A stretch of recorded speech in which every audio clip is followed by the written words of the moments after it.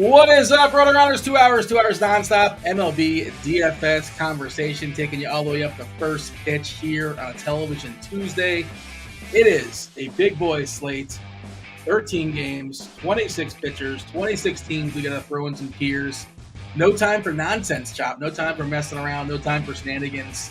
Oh, you got some. You got some shenanigans. We'll make some time. What's up, Chop? Returning champion. It's Head Chopper. What's going on, Chopper? How's Tuesday treating you? The music fade. I like it. First off, Dean, is this visible? Is this distracting? This microphone being in screen right here? Because usually it's not. Barely see it. It's fine. Usually it's not, but I feel like it's unprofessional. But I want to make sure I'm getting the full dynamic audio out to the audience. So you asked me how it is today, Dean. I have to say, I'm a little tired. I'm a little worn out. I'm a little tired, Dean. Long day? Long night last night, Dean. Let me tell you something. This is almost like a rant, a beef, but I'm gonna break it down for you. So last night, roughly about midnight, I am about 15 minutes away from finishing up the season finale of season 2 of Tires. Right? I like it. Nice little entertaining, funny show. Shane Gillis, funny guy. 15 minutes away, and I get the obligatory beep. Low battery. Beep. Low battery. Like, the smoke detector. Oh. Now, mind you, I've got 9 different smoke detectors in the house. Like 4 upstairs, 5 downstairs, 1 in every bedroom. Like, there's a lot. You better be too careful. 9. Jeez. I didn't build the house. It was it's just the way the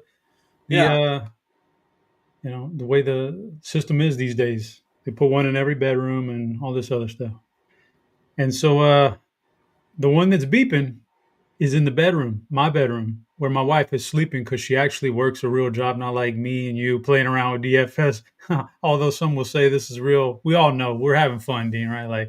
But she works a real job and she's sleeping and she gets to bed early and she gets up early. And now I'm struggling because because these things are way up on the ceiling. The ceilings are about 10, 11 feet high. I got to get the ladder. I got to bang that around. This thing's going off. She needs to get her sleep. Is she sleeping through this? No, this is waking her up, and it's terrible, awful stuff because I knew she was tired because she got up super early the day before. And so I got the lamp banging around. I got 1 battery left in the house. I got 1 9-volt left. So, my God, this has got to work. I hope this thing isn't old, right? And I put it in, I installed it. I wait for a few seconds. I get a beep, low battery. I'm like, oh my God, that didn't work. What do I do now? Like, now I'm screwed. Now I'm done. Now I'm cooked. The battery's out. I'm cooked. So, well, that's the problem. It's hardwired also. The battery is a backup. So when you're hardwired, and you take the battery out, you're still going to get the beep. You almost, there's two ways to fix that and to just shut it off. And one of them is through the circuit breaker and all. Anyway, I didn't want to do that because I got kids in the house. I feel like 99.99% chance there's not going to be a fire just that night. But what if there is? I can't do that. I can't shut this whole system down. So I got to go through everything, right? I got to go through it. And I finally had to, I pulled that system down. I pulled that one down and said, I got to work on it tomorrow morning. And I sit down on the couch and I'm looking at it and I hear a beep, low battery from another unit. I'm like, you got to be kidding. This isn't real life, man.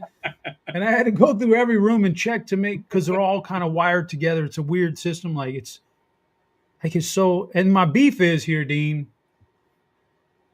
is I don't think in my entire lifetime I've ever gotten a chirp, low battery warning during daylight hours. Everything is at night in the middle of why is this thing hardwired to go 12 to 5 a.m., 12 midnight to 5 a.m.? That's when it's got to be done. I don't get it. Do we have a system where this stuff can give me a nice casual warning during the daylight hours? It doesn't make any sense. So, never when you're not busy or trying to sleep. It's crazy, man. So it was just I was up for an hour going through that, and I had to rip 2 systems off the ceiling and fix them today. It was just bizarro stuff, and I hate it. I wish the smoke detector game would catch up with society and give us, some apps and some nice warnings during the daytime, daylight hours, not midnight, not 5 a.m. when people are sleeping. It's bizarro. It's crazy, man. I'm with you. I think that's a good. I think that's a good call.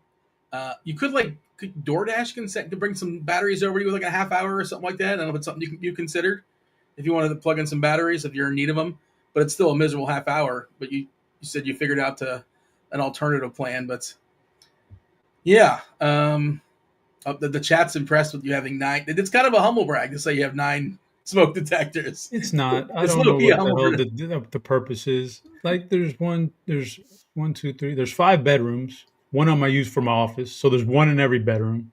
There's a kitchen. There's upstairs living room. There's our living. Like, it's not really. It's just they put one in there. That's the way I guess they had to do regulations at the time. Yeah. All right. My brain is going to. You ever see Nathan For You before? You probably never seen Nathan For You. You should. It's one of the greatest TV shows of all time. But on a television Tuesday, it's not Nathan For You, but there's an episode involving a smoke alarm that you might find amusing. Anyways, 13 gamer. 13 gamer today, Chop. No messing around, no nonsense. Oh, there is some weather potentially. Roth coming on later. Couple games that are a little bit dicey, not fully dicey. We're not afraid of them just yet, but yellow, orange in 3 different spots for Seattle and the Yankees, for Toronto and the White Sox, also for the Mets and Baltimore. That's not on our slate, but he does have weather for that too. So 2 for our, from our perspective, talk about the main slate. I'll go ahead and drop this in chat. Roth will be updating this at some point. Of course, we'll be on and verbally update it in about an hour and change with crunch time. You got Dave Potts, Cheese is Good, Erik Beimfohr joining the show, taking you guys all up to first pitch. Let's go ahead and drop that first clue today for Television Tuesday. If you know how to play Movie Monday, you know how to play Television Tuesday. Same rules apply. Get in the Discord channel. Just tell me what TV show I'm talking about. One clue drops every 10, 15 minutes or so. First clue is dropping now. RotoGrinders.com // Discord live stream chat channel. No MMAing, just one guess per clue. And tell me what television show I'm talking about. The first clue, Chop, is France. France is the first clue. All right. Screenshot. How are we seeing tonight's slates? Once again, Boston. This is deja vu. Boston's at home against a bad lefty, a bad bullpen, potential pinch hit stuff. We saw it again last night with players getting pinch hit for. I think it was Ref Snyder and Eaton both got the hook last evening. Once the lefty comes out, the righty comes in. No guarantee. You feel better about the lefties that are starting. Duran in the lineup today, wasn't in the lineup yesterday. Shout out to Roman Anthony. His first homer, I believe, ever in Fenway, left on left. He's starting today as well. That's a 5.5 total there for Boston. The other totals that are above 5, both teams in the Sutter Health ballpark out there in Sacramento. Jeffrey Springs, Didier Fuentes. Both those teams have team total above 5. It's going to be fairly hot, low 80s, wind blowing out as well. Great ballpark to hit baseballs. Otherwise, I think that's it, right? That's our only team totals above 5. St. Louis is creeping up, but not quite there against Washington. The Cubs just barely edged over 5, locked in for 9 versus Woods Richardson in Minnesota. Oh, Toronto. I missed Toronto as well. Yeah, the Hound. Chris Bassett taking on Aaron Savali. Locked in for 9. That's another one again. Potential weather there. Yellow, orange. But as of right now, we're just going to assume it's going to play unless noted otherwise. Good pitchers also. Your guy, Hunter Brown, just been spectacular this season. The only one on the slate that's been better in a smaller sample has been Logan Gilbert, taking on the Yankees. Tougher matchup. Cleveland not as terrible against righties. They're horrific against lefties. We talked about that yesterday. But still not an especially good offense. Sonny Gray looks pretty good. There's some good cheapies. The cheapies didn't really work out for us yesterday, but I think there's some good cheap pitchers. Brian Bayo, Jose Soriano, if you need to step down and save some salary. But, how are you seeing the slate before we fully dive in, talk about some pitchers, and talk about some stacks? I mean, it's 13 games. There's plenty of offense you can find, and there's also a lot of solid pitching. I really don't think there's too much strategy, to me, or I'm not really worried about ownership. like 13 games, anything. This is an anything slate. Anything could happen, like literally. So I just think you throw some stuff at the wall and hope it sticks. Let's dive in and talk about pitchers, Chop. By the way, we had a bet yesterday. I didn't check and see. I think it was really, really, really close. We had a little bet. We talked about it on air. Who? So let us know in chat. Maybe you know. I didn't check. Your guy Dick Fitz, or Junk. Who had more DK? They both did okay. Who had more DK points Yeah, I yesterday? think it's about basically a tie. We're just gonna call it a tie, man. Well, wait a I second. mean, it was about even. Like, what's the? Do you know the answer? I don't know the answer, but you saying it like that tells me that It's I probably won. basically it. I mean, I looked at the stats afterwards, and it was like Hold almost on. identical, almost identical. Do So you know the answer? I don't know I'm the not even answer. going to sweat it, man. I mean, I'm just going to say, it's about even, Dean. Like Well, I mean, they no, but couldn't have been separated by more than a point. Let's put it like that. oh well. Wait a second. You're adding the qualifier that if it's within a point, it should be. It's basically a tie. I'm not playing coy here. I don't know the answer. Fitz yesterday put up 21.15. You might have won this. I know Junk was pretty good too. 21.15. Well, you want to just pretend like it didn't happen? I think it's a tie, but No, it looks like I lost, Chop. Looks like Junk had 19.9, so both were usable. But you won. You no won tonight. way. Did Fitz won? Fitz didn't win that. Yeah, just barely. Like you Golly. said, basically a point difference. Tonight, Hunter Brown from your Houston Astros, most popular pitcher on the board, over 22% currently on FanDuel. Just FanDuel, just the way their pricing works, and they have so many good hitters at around 3K. I think you're supposed to spend up at pitcher on, if not Brown, something like Robbie Ray or Sonny Gray, Gilbert. You can step down, but I think on DK it just makes more sense to get a cheaper SB2. Currently, Hunter Brown was popular pitcher over there as well, 27%. Somewhat surprising. Bayo at 6.6. Really good price. Great matchup, of course, against Colorado. Coming off a good start against the Yankees. Speaking of which, Gilbert, who's been really, really awesome this season, career high as far as strikeouts, 36.8%. That's electric. The Sierra backs it up at 2.24. Best numbers for both categories on the slate when compared to all their 26 pitchers. You want to go Gilbert versus Brown as like a starting point? I think the field's going to go Brown over Gilbert, and certainly Gilbert interesting in tournaments, assuming we get the go ahead from Roth. Well, I'm definitely in that scenario. I'm definitely going Hunter Brown over Logan Gilbert, but I also understand the concept of a GPP play and going with Logan Gilbert if you wanted to. But I'm not playing GPPs big enough to warrant that. But I'll say this: this is a bizarro total right here in this game. I understand that we're in the Bronx and it's warmer weather. And there's probably, last I checked, well, I have to check the Roth report on the winds and all, but it looked like the winds were probably slightly helping the hitters here. But man, they're assigning the Yankees almost a 5-team total here, like against one, if not maybe the best pitcher in the game this year, maybe close to it. Well, Great numbers. Snowball. I mean, yeah, I just saw the XFIP and the Sierra, the strikeout rate, all that is like in line with any top pitcher out there. And yeah, there's some great ones. Snowball Wheeler 1-2. Yeah, they got more arm talent. Gilbert's right there as far as statistics. I'm surprised that. So that tells me that's kind of a red flag for me in the smaller field stuff. So I don't know, man. I'm gonna lean on Hunter Brown over Logan Gilbert and probably have some Hunter Brown in my lineup tonight. 2 lineups again, 1 on each site. Figure that one out. And but I think I choose him over because it's smaller fields and I don't have to take a chance. If I was going to take a chance, I'd save the money and go Gilbert because the whole concept of his lower ownership and everything is because of that team total they're flashing up there. Nobody wants to play against that. Well, if you kind of think that's the weather's not that big of a deal, that lineup for the Yankees isn't great. So it's not like you get around one guy, you can navigate the whole lineup. So I'm going to lean Hunter Brown in the small fields. I definitely see the Logan Gilbert play in larger fields for sure, though.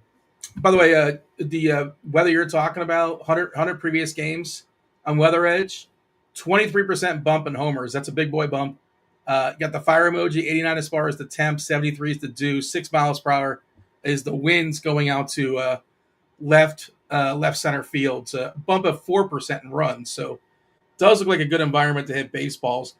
I think another sort of conundrum, and I've kind of gone back and forth on it, depending on salary, I suppose, and ownership, is Bello versus Soriano. Soriano coming in at 7.3, awesome ground ball specialist, and Bello's cheaper, has the better matchup. Little less inconsistent this year. Soriano kind of bounced back and forth as far as ups and downs. He's flashed some big games too. But take as far as Bello or Soriano, the ownership is leaning towards Bello for what it's worth. This is a toss-up, but I'll say this much: for as much as we were on here earlier this year, especially you, who was saying this, and you had a right to say it earlier, but you were saying, Soriano doesn't come with much upside because of the strikeout rate, doesn't strike us. And then all of a sudden, over the last 5 starts, he's put up as many DK points as any pitcher on this slate per the last 5 starts. He's had some monster outings here, and he's taken up the strike. And you know what? As far as Soriano is concerned, I don't think it's flukish. He has good stuff. Not scared of the matchup at all. Texas stinks. I've been saying that all year. They're highly overrated. That's another one-man lineup. Seager, you navigate him, you're in good shape. But then on the flip side, we got Bello. I like both these guys. I think it's a coin flip because I think Bello is pitched a lot better lately, and there's just nobody will face an easier lineup tonight than Bello. Nobody will face an easier lineup, and that has to count for something. So I'm right there on board with him too. I like them both. Dean, I have to say, there is an outside chance, probably a roughly 20% chance. Haven't pieced together a lineup. I might go double cheap pitcher, man, on DraftKings. Double cheap pitcher. Why not, man? Because there's some batters we're going to talk about later. I feel like I got to get these expensive bats in there. They're in good spots, so you never know, man. But I think they're both extremely viable, and I think they should both pay off tonight. They are both extreme ground ball pitchers as well. The 2 best ground ball pitchers on the slate. Soriano gives up 0.35 homers per 9 in the season. Bello 0.94, a little bit more. Going through like the game log stuff, the Bello thing was like 3 or 4 starts ago against the Yankees. He was fine against Cincinnati last time out, a hiccup there against Toronto. The Soriano thing is weird because it's been kind of all or nothing, which I think you like for tournaments, right? As far as Soriano, like he got absolutely pummeled against Washington, 8 earned runs, a negative 0.5, negative 5.6, and Boston just absolutely, shellacked him, tunnel caked, if some would say, a few starts ago. But in between that, right, he had 10 strikeouts against your Astros, put up 33 fantasy points, 35 fantasy points against the Athletics, 12 Ks as well. So he's kind of flashed a little bit of up and down. And like you said, I'm not afraid of Texas either. Seager is pretty good. I like Seager plenty, but otherwise that lineup is not especially imposing. So I'm with you on that. I think you can do that, and I'm considering it. I'm just afraid that it's a 13-game slate. I guess I shouldn't be afraid, but that's a way to sort of open up Chicago. It's a pretty easy way to get if you want like 4 or 5 Cubs. The Cubs are not cheap. You want some PCA, Tucker or something like that. I'm not too cautious of those things in a 13-game slate. It's really, really hard to be like with the field. There's not a lot of so-called chalk. I'm just thinking like a combinatorially, shout out to Blender. I feel like if you're rostering those 2 pitchers, like the Cubs, the team you might lean into, Ohtani and Judge, things like that. But don't really love the spot today for either necessarily. Of course, they're all spectacular. And you can just don't want to go Soriano real quick. Just throw a stat out for you. Over his last 5 starts, over a 30% K rate that's been reflected in his fantasy points.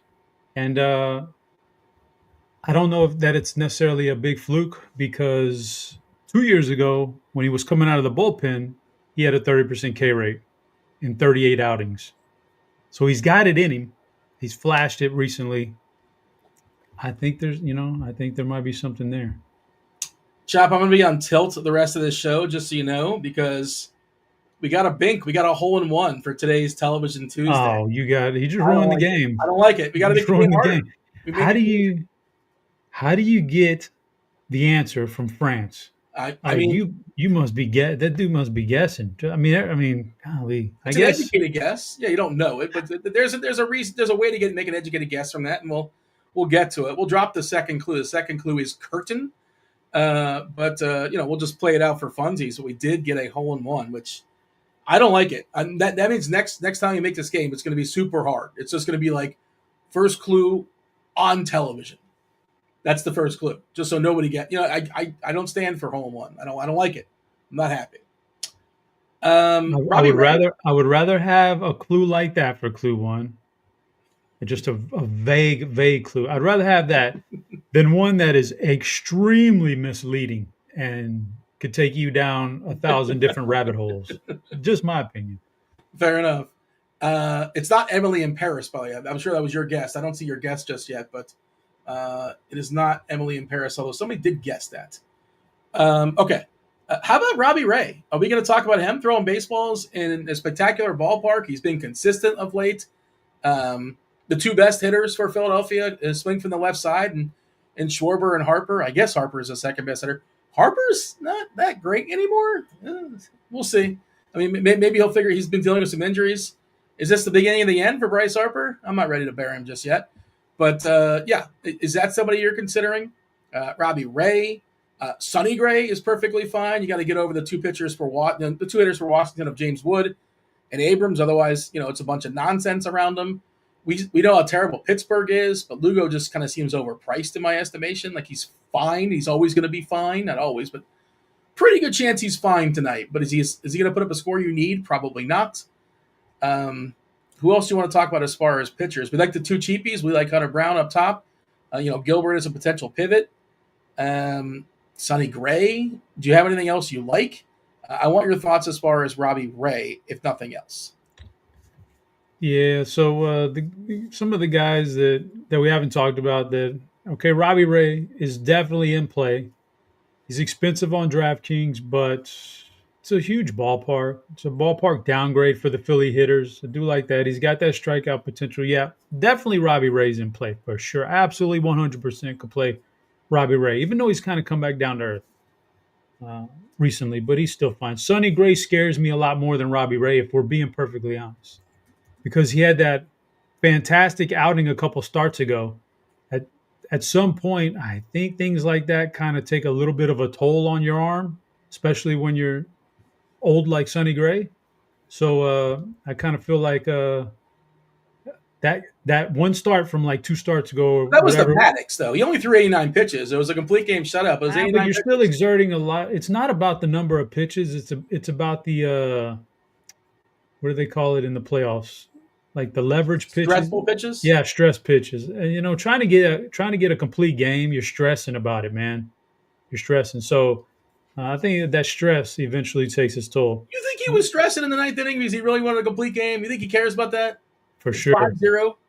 No, I think he's stressing. I think everything's a stress at that point. I mean, this is not a guy who's been to the playoffs hardly, like never out of the first round. That kind of stuff is stressful. It's not like, Verlander, who's been to the World Series 7 times, and it's a different kind of thing. But anyway, plus Washington can sometimes come together with this really good hitting lineup, and so I kind of fear Washington a little bit more than I do Philly in that cavernous ballpark. But some other guys we didn't talk about, Nick Pavetta's in play against Arizona. Arizona gets the park downgrade. Pavetta's been pretty decent this year. Could definitely get in on Pavetta. And the one guy, Seth Lugo, extremely interesting on Seth Lugo. Wish I had more spots for pitchers tonight, because there's several of them that I like, with Lugo being right there, man. If you didn't give me these two cheap guys down at the bottom and then Hunter Brown at top, I would almost certainly play Seth Lugo on any other slate in this matchup. It's gonna be hard to figure that out, but Seth Lugo has been awesome, and I think this is a fantastic matchup for him, so he's definitely in play. A little bit of a bump here, I think, for Hunter Brown. Looks like Big Christmas. Noel is in the lineup. I know he's got tremendous power, but he feels like a couple Ks on layaway, right? I think that lineup just dropped, or at least we're projecting him to be in there instead of David Fry. He's also reverse splitsy, Hunter Brown. If you look at his you look at his Ks. We're facing a Cleveland team that might be 8 lefties this season. 34.7% Ks versus lefties, and last year, as opposed to 29% righties, last year was 27% lefties, 23% righties. So the same both seasons. Now, for what it's worth, lefties have hit them harder. When the lefties are hitting the ball, they've been better, at least from a power perspective. But Woba and is basically the same lefty righty, but the ISO higher, still good at 120 versus lefties, 79 versus righties, just as a lockdown. So I guess Fry's not in there. Is that what I'm saying? At least is that lineup officially dropped, or is that just our someone in our projection? I think I just saw it flash by, and I don't think I saw Fry in it. Okay. All right. Good to know. I did see the Diamondbacks did put Ketel Marte in the starting lineup. That doesn't necessarily mean he's going to start. Their manager is a Lovolo. He says he makes the lineup, then he works these guys out. So I don't know if you saw Marte was scratched last night. I think he has a groin, and I'm assuming he's going to play most likely. But if you're to have a draft, who's most likely to get scratched tonight? Probably Ketel Marte. Facing Pivetta, so it will make Pivetta's life easier if he does not crack it. But I'm assuming he'll be in. But the manager's kind of on record with basically saying, yeah, I make the lineup and then we figure it out later. And that's why you see Arizona, more teams than most, have players that get scratched. Anybody else you want to talk about as far as pitchers? Mr. Richards asking about Eovaldi. We saw a big spike up in his pitch count from his previous his last 2 outings. He's still 10K on DK. 45 pitches, then 72 last time. So maybe he goes to maybe 90, 85, so mostly full. But I think there's a little bit of a push down as far as ceiling. He's been great this year when he's playing. 10K for Eovaldi chop, I can't get behind that. I know you can strike out some angels, but you really got to thread that needle with the pitch count and that price.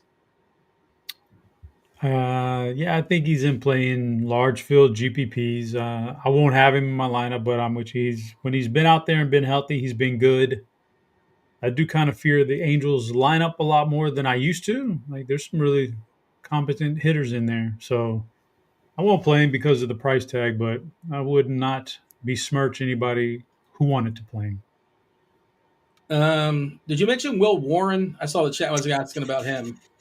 I did mention him, but it's the same. It's a similar premise to Logan Gilbert, but to a lot lesser talent. As far as I'm having a hard time playing Logan Gilbert because of the weather and the assigning of these large team totals. So there's no way I can play Will. If I can't play Logan Gilbert, I certainly can't play Will Warren, who's a much lesser version of Logan Gilbert. They're just saying it's going to be a good hitting weather down there. And that kind of scares me a little bit, enough to where I don't really want to take a chance. We got 26 pitchers to choose from. You can mark off a bunch of them because they're garbage, but they still got a lot left. And I just don't think Will Warren is I can find Will Warren's performance somewhere, even if he has a high upside game. I can find that somewhere else. Somebody else out there in the similar price range will have it. There's just so many options tonight. Yeah, 28.7% as far as the Ks, 35% Ks versus righties specifically. How many righties is he facing in the Seattle lineup? That's 1, 2, 3. Williamson, Arozarena, and J-Rod. Big Dumper's in there. Did you see the clip of Big Dumper at 8 years old, on his front lawn, on his lawn, basically talking about winning the home run derby? Whatever his version of that was as a kid. That's pretty cool, and he's going to be participating now. So shout out to Cal Raleigh. I saw Neil Cruz is going to be in it also. Do we watch the home run derby? I haven't. I haven't watched it. I'll tune in for a few seconds here and there that night. Yeah, it's not really all that appealing. I don't think I've had a really good home run derby since Josh Hamilton, and I was in the sports card reselling business, and boy, my Josh Hamiltons were flying off the shelves that night, and I was like, what is going on? And he's setting a record. So that was pretty awesome. And he still might have, sometimes they go nuts in the first round or two, and then they don't even win because they don't have enough gas in the tank, and just it's not a cumulative thing. He didn't. Yeah, that's what I was thinking. I didn't think he won. And in my head, I was like, I don't think he actually won that. But that's who you remember. You don't remember who won. Might have been like Ken Griffey. I don't recall. But I don't. Paul Alonso's had a couple good runs. Pete Alonso, where he was making more money winning the Homer Derby that he actually was getting paid to play that season, which is kind of cool. When he was playing off a rookie contract. Casey's telling us it was Justin Morneau who won there. So there you go. Justin Morneau is an analyst now for the Minnesota broadcast. I was watching speaking of broadcasting, Dean, I was watching the Mets Yankees on Sunday. Yeah. Broadcast. And I think it was Ron Darling in the booth. I'm not sure if I sometimes can't tell Keith Hernandez and Ron Darling apart vocally. Keith mumbles a little bit more. I don't know which one it was, but one of those guys who was in the booth. Now, I say this respectfully, and I have no inner knowledge here. There was a lot of sniffing going on, if you know what I mean. There was a lot of sniffing by one of those guys into the mic. I'm just saying. I don't know if you're making a joke, but Keith Hernandez had an issue with that early in his career. I'm not making a joke. I'm just saying a lot of sniffing in that going on in there. And, 80s New York. I'm sure there might have been some rails being hit there, man. Best booth in baseball is the Mets. I don't know how much you listen to. For me, let me know in chat. Tell me in chat who the best booth is. I think it's the Mets. I think they're really, really good. They put on a good production. Brian says, "How dare you make fun of Keith Hernandez?" I didn't make fun of Keith. I didn't say anything about Keith Hernandez. He did a great job on Seinfeld. A great Seinfeld episode back in the day. There was a second spitter. All right, Chop. Anything else as far as pitchers?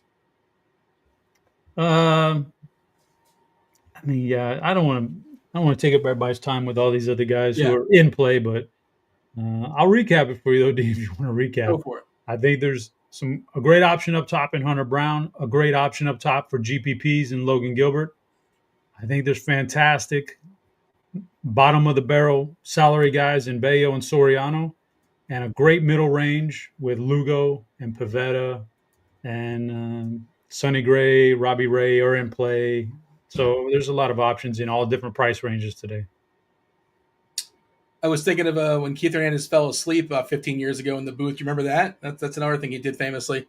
But he's pretty good, actually, that booth in general. A lot of people touting the Giants. I don't find them as good as everybody else does. They're fine, but I don't think they stand out. But the people in chat are pointing out the Giants. I know people love the Giants. They're always one of the booths that people bring up. Okay. Let's go ahead and pivot to tiers. Chop, you don't know what today's tiers category is. The shoe is on the other foot. Yesterday you did, this has nothing to do with yesterday, so this is today. But when it comes to tiers, we care about today and today only. Today's tiers, Chop. It is the great Kevin Bacon's birthday. Remember Kevin Bacon? It's his 67th birthday. 5 Degrees of Kevin Bacon. I'm sure you played that back in the day. Did you play that game back in the day? You're aware of the game, yes? I think it's called 6 Degrees. 6 Degrees. Well, you got to make it tougher. The 5 Degrees is a little bit harder. Who should be the modern day 6 Degrees of Kevin Bacon? That's a good question. Like, who just pops up in everything?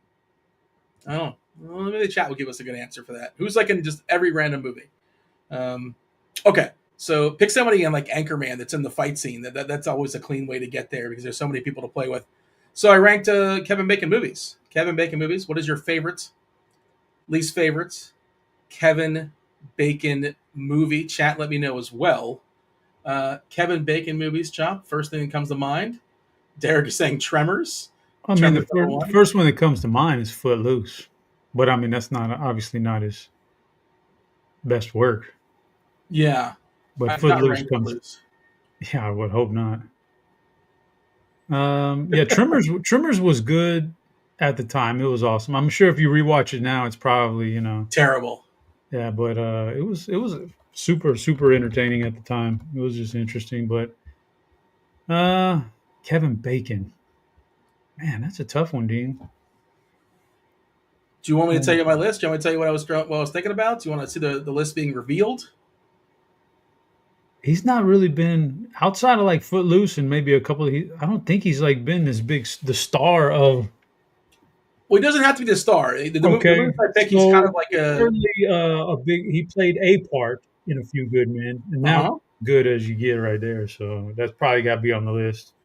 He's been in a couple good TV shows too. I don't know. Yeah, I'm curious to see your list. 1 and 2 are ensembles, and you were right on one. Kevin Bacon was in A Few Good Men. That was the first movie there with Demi Moore, Tom Cruise, Jack Nicholson. Very quotable. You Can't Handle the Truth.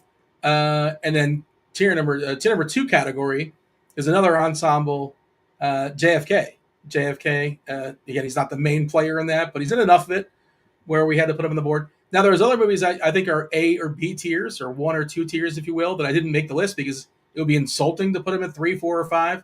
Mystic River is fabulous. That's not a 3 or 4 or 5. And Apollo 13, of course, is spectacular. Another ensemble. Wild Things. You've seen Wild Things. I'm sure you've seen Wild Things. You saw that back in the day. It's a fun movie. I'm pretty sure The Air Up There is terrible. I liked it as a kid, and I haven't seen it as an adult, but I'm fairly certain it's not nearly as good as I remember it. So I put that in the 4 hole when he's a basketball recruiter, basically. That's essentially what that Adam Sandler movie was, right? Remember Adam Sandler recruited Juancho Hernan Gomez? It essentially was a remake to The Air Up There. That was a good movie. That was a better version of it. The Air Up There. And in the 5 hole, I'm sorry, back-to-back days, we're going to be disappointing. Yesterday, you made Marshall White in chat very upset. And he says, Hollow Man, number 1, good time. And I have that. It's the worst Kevin Bacon movie. I remember it had an incredible trailer, and it did not live up to it. And there's a much better version of that called The Invisible Man, starring Elizabeth Moss. Much, much better.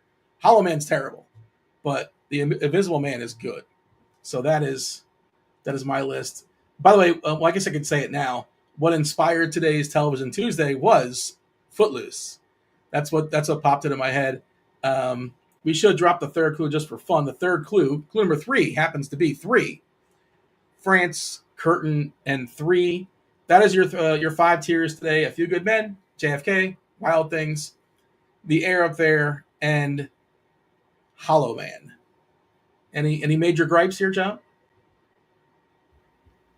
If we're being honest, I'm not enough of a Kevin Bacon aficionado to argue with the list. A Few Good Men being up top is definitely the way to go. After that, if we're being honest, it's not a great body of work for Bacon. Oh, come on. That's insulting. I'm sorry, man. That's just the way it is. Again, Apollo 13, not seen. Mystic River is not on the board. Doesn't really do. Those things don't really move the needle for me. I don't know why, dude. Oh. He was in X-Men First Class, according to our chat. I'm not aware of that. I don't remember him in X-Men. I didn't know that. He was in a Showtime, I think it was Showtime TV show for about 4 seasons or so. He was the lead character, basically. City on a Hill. I never saw that. It's good? That's a good show. Yeah, it's a good show. That's good. Yeah, he was really good in it, too. Okay. We have 26 teams to throw into some tiers here, Chops. We got to get a move on. Brooks Baldwin scratched, by the way, for the White Sox, if you care. No Brooks Baldwin. Just got the Brewers as well. But, okay, well, we'll get to that momentarily. Let's go ahead and talk about the first game on tonight's main slate, Seattle and the Yankees. By the way, we got an update as far as Kevin Roth. Seattle and the Yankees are still yellow-orange. I dropped this in chat. But Boston is straight yellow, and Toronto and the White Sox is now straight yellow. So a slight improvement there. Roth will be on in about a half an hour, give some clarity. First game we're talking about, Mariners, Yankees, we're going to assume it's a go, and there's no weather issues, unless otherwise noted. Gilbert throwing baseballs against Will Warren. Gilbert's been phenomenal, career high K rate, career low Sierra. Yankees, of course, are tough. The weather is good, according to Weather Edge, to hit baseballs out. It's hot, winds blowing out to left center. Dominguez leading off today for the Yankees. Where do you want to put New York and Seattle on the board? Let me see. New York, Yankees, and Seattle. It's an intriguing game because the total is not bad at all, considering the pitching. But the pitching is strong, so how do you play that? I'm probably not playing very much of it, but I'll give the Yankees a tier 3. And it's being very, very generous for them because this is a really good pitcher. But if they're not going to get any, it's in line with one of the top 6 or 7 team totals on the board. And if they're not going to get any ownership, they probably deserve a little bit of love in large field GPPs. Seattle against Will Warren, that's a lesser offense. That's a tier 4. for Seattle. So that's where I got those guys. All right, so Seattle in the air up there, and the Yankees, you said tier 3. TJ had him in JFK. TJ looks very upset, moving him down 2 tiers. He likes to play the game, the home version, and guess where you're going to go, but he likes Seattle more than you do, apparently. Dropping the Mariners down to the air up there. The Marlins taking on the Reds. Yuri Perez. He's another cheap pitcher we didn't really talk about. I love the skill set. It hasn't quite translated. I know that Dave Potts, CheeseIsGood, was talking about his Stuff Plus today in the main article. He's super cheap. He's another interesting pivot. I don't know if I'm going to get there, but I don't hate it against Cincinnati. Obviously, it's a big negative ballpark shift in Cincy, kind of a fly ball pitcher as well. Love Agustin Ramirez. He banged one out yesterday. I was listening to the radio broadcast. Don't ask me, but they were talking. They asked him about Agustin Ramirez. He's like, "Well, what do you think of this ballpark?" And he said, "Homers." So his English I don't think is very good, but I think he's got a translator. At least he's a translator for sideline interviews. But he likes hitting home runs in this ballpark. At least he did yesterday. And I love Agustin Ramirez. I think he's a fabulous catcher going forward, at least offensively. One of my favorite catchers on the board.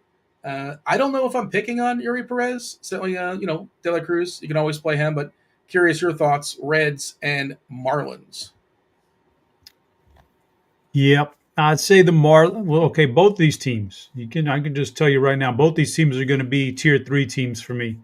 Yuri Perez, I mean, we know the talent is there. Like, there's no denying the talent. He just has to get back to like the pitch count and get healthy and all that. And he's flashed that. And even though it's a small ballpark, Cincy's offense could struggle. So they're a tier 3. Miami's a tier 3. They have a better matchup, I think, against Nick Martinez. He's just basically a journeyman. Like, he's had some good starts this year. Good for him. But he's just a journeyman. There's nothing special about him. But the Miami offense, I think there's a couple of nice pieces in there. But I don't necessarily want to stack them tonight. So I'm putting them in tier 3. Yeah, I like him as a mini. I don't make enough lineups to justify 5 Marlins on a lineup. But, something like Stowers, Sanchez, Ramirez as a mini, I'm good with that. Let's go ahead and move along. It's Colorado and Boston. Brian Bayo, Kyle Freeland. Boston, monster favorite here, minus 300 almost. Another lefty starting for Colorado, so we're on pinch hit alert, especially for Eaton for Boston. And the thing is, he's been good, and they're still pinch hitting for him, just of note. Who cares? Who cares if he gets pinch hit for? He's going to come up the first at bat and double off the top of the green monster, then steal third base, and boom! All of a sudden, you're not going to happen. You're on gravy train, Dean. Let's not worry about the pinch hit stuff. Let's just enjoy all the fantasy points he racks up in his 2 at bats. One of these days, somebody's going to reach over in the monster, and it's going to end poorly, right? Like, you saw that play. You're referencing that play. A fan could have they could have gotten really close to that ball. I'm not rooting for something that happened like that, but, in a certain scenario, if you sim that out 1,000 times, a couple of people are reaching over, right? And it gets dicey. Well, unfortunately, we've seen him do it in other ballparks, and it's ended very poorly for him. So, yeah, I would hope not. Yeah, but instinctually, it might be hard not to. I don't know. It's not advisable, obviously. He's been good. So in this small sample, it is 2 at bats or 3 at bats, but at some point, he probably comes out of this game, assuming it's a close game. But I'm not gonna lie, Dean. I'm sitting there in the first inning yesterday. And I'm cussing you out because you got me off of Eden, who was super cheap because you said pinch hit risk. And well, he was hooked. He had 2 at bats, I think, maybe 3. Thank God he got called out on review on the stolen base at third. Because if he doubles and then steals that third, I'm probably flying down to Florida and finding you, man. And then you're playing with the house's money. You get a double and a stolen base. Like whatever he gets there. Yeah, except I didn't play him because you talked me off of him. But anyway, that's not the point. Anyway, let's see here. Boston, Colorado tonight. Colorado is a terrible offense. I kind of like Bayo. I just can't go Colorado very much higher than 4 these days. So they're tier 4. Get Colorado in tier 4. Boston, on the other hand, again, I had them at tier 1 yesterday. They kind of got there for you, especially with the Romy Gonzalez, who I like again tonight. So Boston's another tier 1 tonight. Let's just stoke it up. They've got some young hitters in here. They're getting some playing time. They're doing well. Not all big pinch hit risks here. There's plenty of them that won't get pinch hit for, so you just got to find them. It's not that hard to find. And just they got some really good. Some of these guys got some really good matchups. And Romy is short for Roman, right? So they got the double Roman lineup. It's pretty awesome Oh, stuff. wow. Here's the pinch hit stuff, by the way. I have Cardi's list pulled up, and not surprisingly, like you said, you can figure it out. Eaton 68%, which is just a bonkers number to get pinch hit for. 46% for Ref Snyder. He got pinch hit for last night. Rami is 17%. Wong at 12. Yeah, so on their bench, Boston tonight, on their bench, they have Navarez, the number one catcher is sitting. They have Abreu, and they have Mayer, and they have another lefty in Hamilton. So they have three lefties. Yeah, and Navarez is the righty. But Navarez was my pinch hit for Wong, like if the situation calls for it, straight up later on in the game. Yeah, I'm apprehensive about Eaton, but he's super cheap, and that's the best thing you can say about him, I suppose. Dodgers, Brewers, 8.5 total. Jacob Mizrachi taking on Clayton Kershaw. We know about this Dodger lineup being weakened. No Max Muncy, no Teoscar Hernandez, no Will Smith. This is a really bad Dodger lineup. It's Ohtani. Betts is not really himself of late, but he's there too. Freeman, Pajes is batting cleanup. Conforto in the 5-hole. Kim in the 6-hole. Rushing, Outman, and Rojas. I'll tell you, we didn't talk about Mizrachi. I think we should. I don't know, D. Have you seen his projection? Which is one of the more baffling things these last couple of starts. How do you project him, though? Like he's a tough guy to project. Okay, well, there you go. That's why we didn't talk about him. He's extremely difficult. When a guy gets projected in the bottom 26 pitchers and he's probably in the bottom 10 at least, it's hard to click on that button and say he's worth it. I don't know why they're projecting. I know he's got great stuff. I was watching a breakdown on his fastball the other day, last week, before that start where he got hit up last time. Yeah. So watching a breakdown on his fastball, and he may end up having the best fastball in the major leagues within a year or so. He's got that kind of electricity in it and the different things he does with it. So he's got that, but maybe we do need to talk, but he's still going to get projected so low, so it's tough to go that route. He was really good against Pittsburgh, not surprisingly, Minnesota and St. Louis, and then the Mets. The Mets got him pretty good. He lasted 3 and change. But again, this Dodger lineup is just it's not really good. Missing 3 key regulars, Will Smith, Teoscar, and Muncy. So I think he should be in the pool. And I didn't mean to neglect it. I didn't realize that we also were without Will Smith, which I think really matters as well. Toronto and the White Sox, 8.5 total. Bassett versus Aaron Savali. We did lose Brooks Baldwin. I know you could start all over. Brooks Baldwin's been scratched for the White Sox. Toronto almost a 5 total here against Aaron Savali, who's, he demanded his trade. He got sent to Chicago. Probably not loving it there, being on one of the worst teams in baseball, if not the worst team in baseball. Where do you want to put the Blue Jays and the White Sox? Barger's, he keeps banging out homers. Still a really good price on FanDuel. Even DK 4.2 feels like he's too cheap on both sides. 3K on FanDuel, I want to say. Vladdy, one of your more popular first basemen as well, especially on FanDuel. 5.5 DK, a little bit tough to get to, or tougher. More palpable price on FanDuel. Blue Jays, White Sox, what do you got? Well, Dean, before I get into that, I want to address AJ's comment in chat. He says I sound like a guy who doesn't watch ball because I referred to Nick Martinez as a journeyman. Says I'm a guy who doesn't watch ball. He's 34. He's 34 on his 3rd team. His best success in majors has come out of the bullpen, not as a starter. And I said he's been serviceable as a starter this year at times, but he's 34. He's not getting great all of a sudden. He's that's kind of the definition of a journeyman, if you ask me. Bouncing around, veteran, never really too good, but good enough to stick around. He's 34. That's the big. If he's 24, I'm not going to call him a journeyman. I'm going to say, hey, man, there's some upside. He's 34. LaTroy Hawkins was a journeyman. Just trying to think of different journeymen. But teach their own. If you think he's an all-star, go for it. What team are we on here now? Wait, he said he's an all-star? I didn't see that. No, AJ. If AJ thinks he's an all-star, then Okay. Good for him. All right. Let's see. Toronto and the White Sox. White Sox are a tier 5. Again, that offense stinks. Bassett has his issues sometimes, but against the White Sox, even if he's bad, I can't see them winning a GPP. That's a tier 5. Toronto, Dean, I'm going back to another number 1 here. I'm going Toronto. I'm telling you, it's a tale as old as time in Major League Baseball. When a couple of guys are hot in the lineup, everybody kind of feeds off of it. Everybody it helps everybody out. The offense in general is hot.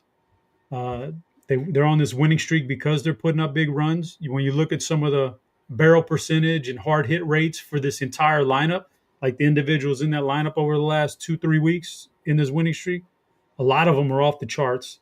I think it plays, man. I think and Savali, like you said, statistically, I know he's not, but statistically, he's the worst pitcher on the slate. Like stat wise, just a massive xFIP Sierra, can't strike guys out, high walk rate, high hard hit rate, high fly ball rate, big home run, like everything. So let's go back to Toronto again, put them in tier 1. Why not? Let's drop that fourth clue. We're just playing it out for fun here, Chop. The fourth clue to Television Tuesday. The first 3 clues were France, Curtain, and 3. Dunk in the Discord channel got it correctly and won, and I've been tilted ever since. Alien is the fourth clue. Alien is the fourth clue for you, Chop. I know you're still playing it out. I still see people on YouTube playing along. And I did also give a bonus clue that Footloose is what inspired Television Tuesday in some way. If you know you're Footloose. Okay, we're obviously we're celebrating the birthday to Kevin Bacon. Next game on the board, it's the Cubbies. The Cubbies in Minnesota, 9.5 total. Chicago does have a team total above 5, just barely a 5, above 5, locked in for 9, guaranteed no matter what against Simeon, Woods, or Richardson. Shota Imanaga, we didn't really acknowledge his existence. Yeah, I mean, I'm not getting it. He's fine. I don't really want to pick on him necessarily. There's certainly some hitters you can get to on Minnesota. What's that? He might stink. He might stink. Okay. He's like, I think I was going to say when we were doing it, I think he's probably got his name is a lot bigger than what his actual production's been on the field. So no, I would have no interest in him as a pitcher. Okay. I mean, his production in the field's been pretty good, Chop. I mean, this year he's been lucky. He's been almost lucky. a 5 xFIP, almost a 5 Sierra. His fly ball rate 57%. You elevate him, no, I wouldn't. I'm not playing him against Minnesota. And this is not a terrible night for hitting in Minnesota. This is actually a fairly conducive hitting night. So yeah, I wouldn't play him. But if you want me to rank the stacks, I can. Yeah, what I was just saying is he's got a 2.78 ERA, and I do agree that's been lucky because the left on base at 90%. The BABIP at 197, like that. At some point, the regression monster is going to come knocking on the door, and the Ks are not nearly where you want them to be at 18.7%. Now, you could argue a 12% swinging strike rate suggests his Ks should be higher than 18.7%. But we're in agreement, so now they want to start playing him tonight. How about the Cubs in Minnesota? Where are you throwing those teams on the board? The Minnesota stack against him, it's a tier 3. Like, it's just tier 3. I don't think it should gather much ownership. It's all right. Here's the thing about the Cubs. I'm going to put the Cubs stack in tier 2, Dean. But it comes with a caveat, Dean. And the caveat, number 1, the pitching that they're going to go against, the starting pitcher, they can certainly take advantage of that. But if it's a close game, there's a potential you're going to face off, if you're the Cubs, against the best bullpen in the game, Dean.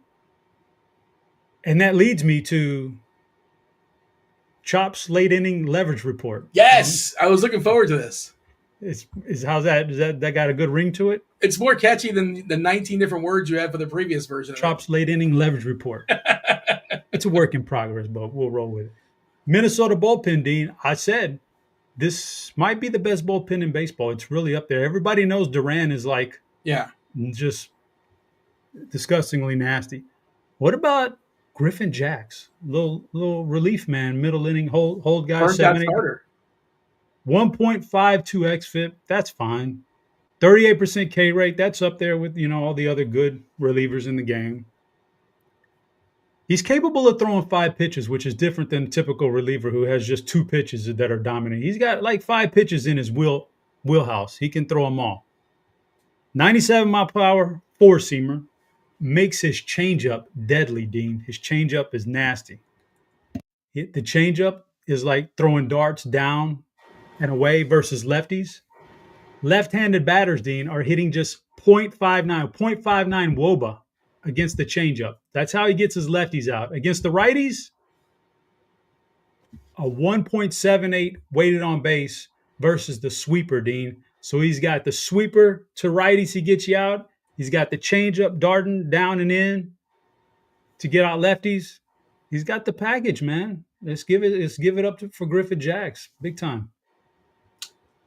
I see the chat is clamoring. They want to put up Kirkwood's blurb on Bayo. I understand why. Kirkwood wants me to wants TJ to throw it on the board. I guess he's going to do it. I don't know if people can read that or not.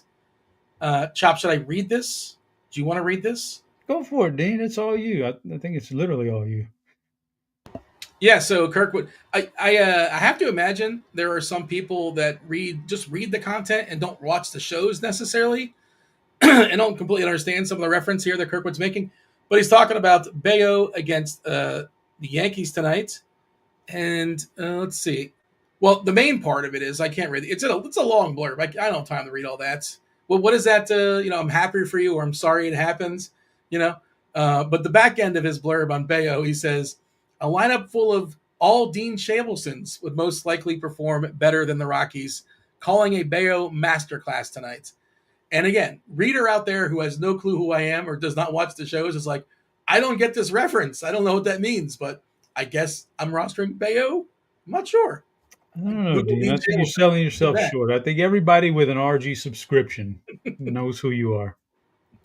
Well, no, I don't know. We'll see. I mean, I have content, but it doesn't say my full name. So anyways, we can scoot along. Yeah. So Kirkwood, not being a homer at all, endorsing his Boston Red Sox, Brian Bayo. It's actually a good spot for Bayo. We like him. We talked about him earlier in the show. Pittsburgh and Kansas City. We got to get a move on here, Chop. We have the knockers. We have the BVP suggestion of the day. We got about 7 more games to go. It's just a monster slate. Crunch time coming in about 20 minutes. Mitch Keller, Seth Lugo. Seth Lugo throwing baseballs here against the Pirates. I don't think we have a Pirates lineup just yet, unless it just came through. Spoiler, it's going to be bad. It's the Royals who had a good game yesterday. Good for the Royals.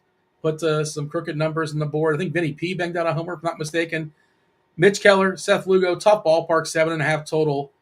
Where are we throwing the Pirates and the Royals? Yeah, yesterday I dogged the Kansas City offense, gave some great stats about how inept they were, and they promptly went out and hit more home runs in one game than they have all year long combined. It was insane. So good for them. But I'm going back to the bottom of the barrel. I'm still going back to the bottom. Pittsburgh's a tier 5. Casey's a tier 4. Starting pitching it's pretty solid in this game. I don't want the offenses. Pittsburgh in Hollow Man, Kansas City in the air up there. We can scoot along. Sonny Gray throwing baseballs against Jake Irvin. St. Louis closing in on a 5 total. I was looking at the weather. Wind blowing out there. Not a big deal. About 4 miles per hour toward right center. Jake Irvin, one of the weaker pitchers on the board. Sonny Gray, we talked about, basically 2 players in the Nats. Abrams, Wood. Beyond that, it gets pretty dicey really, really fast. Where do you want to throw the Nats? And the Cardinals are one of those teams that are good for salary relief, if nothing else. A lot of cheap hitters. Donovan, Wynn, Burleson, Gorman's, a cheap hitter. Sagasi. Yeah, we got to get a move on, but you're reciting the whole St. Louis lineup. Yeah. Come on, man. Well, Victor Scott is batting 9th. The people got to know. You don't sleep on Pedro Pages batting 8th. Don't TJ, sleep on him. We're going to go fast now, so keep up. All right, listen. Sonny Gray's still quality. I think there's a chance he gets hit, but still Washington's still only a tier 4. St. Louis has been a surprisingly solid offense. They're going in tier 2 against Jake Irvin. Tier 2 and tier 4. All right, Hunter Brown, your Houston Astros, big boy favorites against Cleveland, the Guardians. 7 total. Cleveland's got a team total below 3. It's J-Ram and a bunch of dudes I have a note on this game, but I'll throw it to you first. But I'm curious. I don't know if you read the expert survey today. Kind of surprising doing some research, but I'll share it in a second. Where do you want to put the Guardians and your Houston Astros? This is an easy one for me. Tier 5 on both of these teams. I certainly don't want to go against Hunter Brown. And I kind of think Joey Cantillo, if that's the way you pronounce it, like he's not going to get many innings, but he is quality. So he's going to shut him down for a certain amount of time, I think. The lineup is weak. We know that. We know there's no Christian Walker's not going to be in. Jake Myers is injured along with everybody else. The whole bottom of the lineup is one big strikeout waiting to happen. So, like tier 5 on both these teams. Chop, what would you say if I told you this current iteration of the Houston Astros, their current roster facing lefties, number 1 in baseball in ISO, number 1 in baseball in WRC plus, number 1 in baseball in WOBA. The samples aren't huge. They have faced a lot of lefties. The samples can't be very huge because I think half of the lineup is Sugarland Skeeters. Is that what they're called? The Skeeters? Sugarland Skeeters? It's the AAA affiliate, the Sugarland Skeeters. What do I know? What mosquito, like a short for mosquito, Skeeter. Okay. So their mascot's a mosquito? It's a literal mosquito. Is Sugarland in Texas? That's in Texas, right? It's right outside of Houston. You ever go catch a Sugarland Skeeter game? No. I'm not going down to Houston for that. There's too many Skeeters, man. They'll tear your ass up in the summertime. It's not a dome, I imagine. They didn't splurge for the dome. But yeah, if you pull up the plate IQ, it's all green with the exception of Taylor Trammell. But it's only 2 at-bats. But they have really crushed lefties this season. Cam Smith has been awesome this year. Diaz, awesome. Caratini's got like 480 ISO. Right. Then let's bump him up to tier 3. You talked me into it. We can just stack the top 5 if we have to. We just forget about the bottom 4. Bump him up to tier 3, TJ. He talked me into it. And Cantillo, like you said, probably not going to go too deep. Maybe throws like 65, 70 pitches, so like 2 times around. Texas, Angels, Soriano, Eovaldi, 8 total. Basically a coin toss. Rangers, Angels. What do you got? Rangers. Let me pull it up. Rangers, Angels, Soriano, Eovaldi. That's pretty easily a tier 4 for both of these teams. The quality pitching that I don't really want to stack against. Tier 4 for both of them.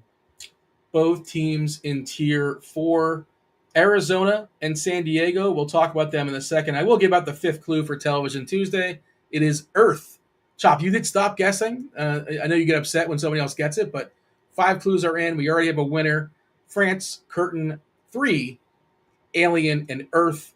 Arizona, San Diego, Nick Pivetta, Merrill Kelly, 2 competent pitchers, 2 competent offenses, 7.5 total out there in San Diego. Where do you want to give the Pirates and the D-backs? Where do they go on the board?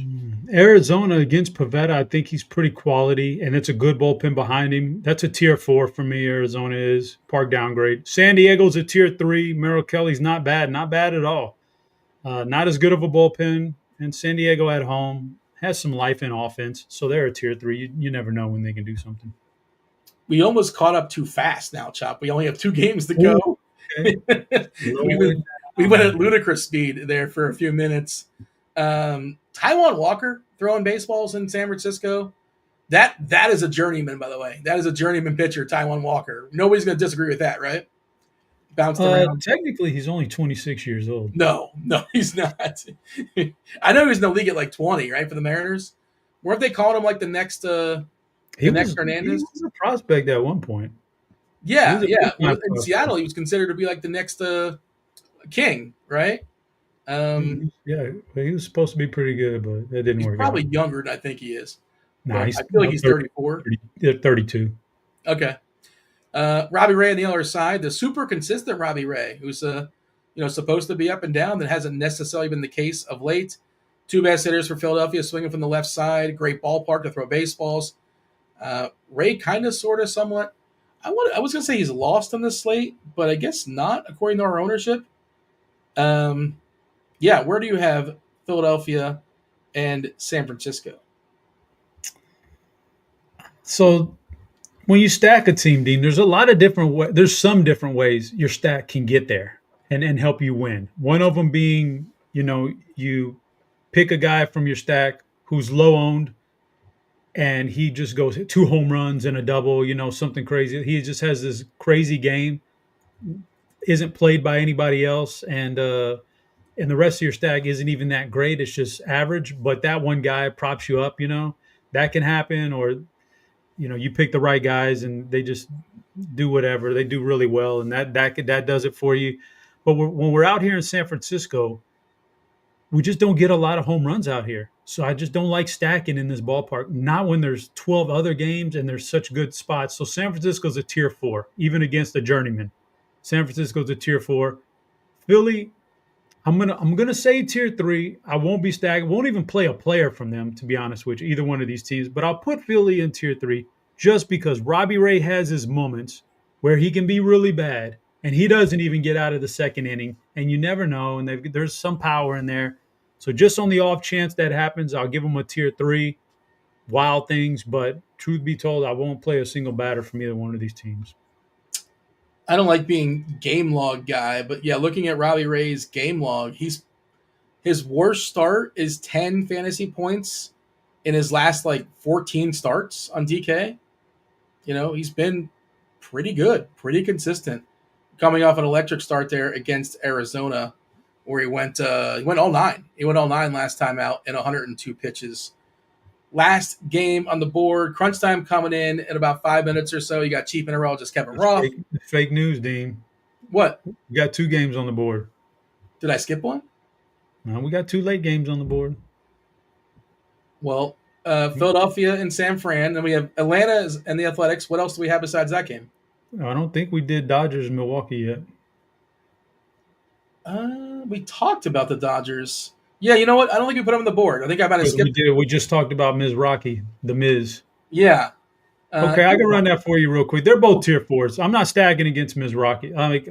He got shelled his last start, but that's more of a fluke. This guy's he's going to be really good. He's got an electric fastball. Hang tight. And Clayton Kershaw's been a lot better lately. Milwaukee's not this super exciting offense. These are 2 tier 4 teams, Milwaukee and LA. And like you said, LA doesn't even have the strong lineup tonight. So, yep, that's where I'm at with them. Tier 4, both of them. Yeah, no, I would mention that Andrew Vaughn, who I pointed out last night, was 2K.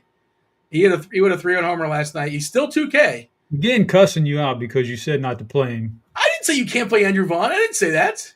You said he's a journeyman. Well, he is. I don't know if I use the word journeyman. He's in my pool. If I need a punt first baseman, he's very clearly the place I'm going to go. This isn't Clayton Kershaw from 12 years ago. He got his 3,000 strikeout, and good for him.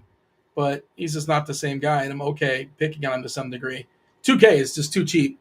Vaughn, I know he was sent down in the minors, but still plenty of power in that bat when he actually hits the ball. Speaking of power and the ball getting hit, we're expecting it to get hit a fair bit. 11 team total in Sacramento. The Athletics home versus the Braves. Jeffrey Springs versus Didier Fuentes. Fuentes is just 20 years old. At some point, he might be good. I don't think he's good right now. He's still kind of figuring stuff out. The samples are really small, but he's been ravaged, just absolutely ravaged, mauled by lefties. I did see TJ dropped one of the Spidey bombs earlier. Kurtz was the first one. Hit that like button. You get more Spidey bombs. Like, subscribe, turn on notifications. You'll get those Spidey bombs scrolling every 50 likes. Love Kurtz. He's one of my favorite hitters on the board. I like the Athletics on the whole as well. Atlanta, Ozuna is just, he's playing injured, right? Or he's just done. This is an awesome spot for him, and he's so cheap. If you're playing cash games, you probably play Ozuna just because it makes a ton of sense, considering his price and this matchup in this ballpark. I just don't know if he's still good, but you tell me. Braves, A's. He certainly doesn't play like he's good anymore, but again, maybe the age is catching up and all the other stuff. But the setting here, the environment, phenomenal. Sacramento Athletics, whatever you want to call them, that's a tier 2 team against a pitcher that small sample, obviously, new guy, young guy, but hasn't shown anything as of right now. And that's a good lineup. They have some good pieces over there. Oakland's a tier 2 team. Atlanta's going to be my third and final tier 1 option tonight in a few good men. Atlanta's in a great spot. In addition, like Springs, has these moments where he can pitch pretty solid, and that's fine. But generally speaking, the numbers aren't all that good. He's not a particularly good pitcher this year. Atlanta has some spots there. Here's the thing that stood out to me, Dean. Jeffrey Springs is number one on this slate amongst these 26 starting pitchers in giving up stolen bases per inning, stolen bases per innings pitched. Oh. You know what I'm saying? Like, I don't just take raw stolen bases. I like to put the innings in there, because that can be a little misleading. So, yeah, per inning, he gives up more stolen bases than any other pitcher on. So Who's going to steal obviously, against him? Acuna? that's why Acuna was my number one guy on the survey this morning, because I think he has multiple outs here, and he will run. Acuna has the green light to run anytime he wants. So, those singles and walks can turn into doubles and maybe even triples real quick on the base pass if he doesn't launch it over that small right field wall they got out there. So there's a lot of outs for Acuna and a couple of other guys in this lineup. I do like Atlanta a lot. They're a tier one team for me. It took him a while to steal a base, Acuna. We finally got one not too long ago. He has 4 now in the season. Well, he's probably never going to be where he once was. He needs to stop wearing that heavy chain out there when he's base running, man. It's weighing him down. That's the difference between out and safe? Yes. It's weighing, dude, that thing weighs probably about 3-4 pounds. 3 to 4 pounds. I don't think that's correct, but okay. He certainly can afford it, but I don't think it's 3 or 4 pounds. All right, let's summarize the board. Let's give the people the knockers, the old BBP suggestion. If you're just joining us late, it is Kevin Bacon's birthday, so I ranked Kevin Bacon movies. Tier number 1, top tier movie, Few Good Men. The 3 teams there are Boston, Toronto, and the Braves. We have JFK. Tier number 2, that's Chicago, St. Louis, and the Athletics. Third tier is Wild Things. That's the Yankees, Cincinnati, the Marlins, Minnesota, Chops, Astros, San Diego, and Philly.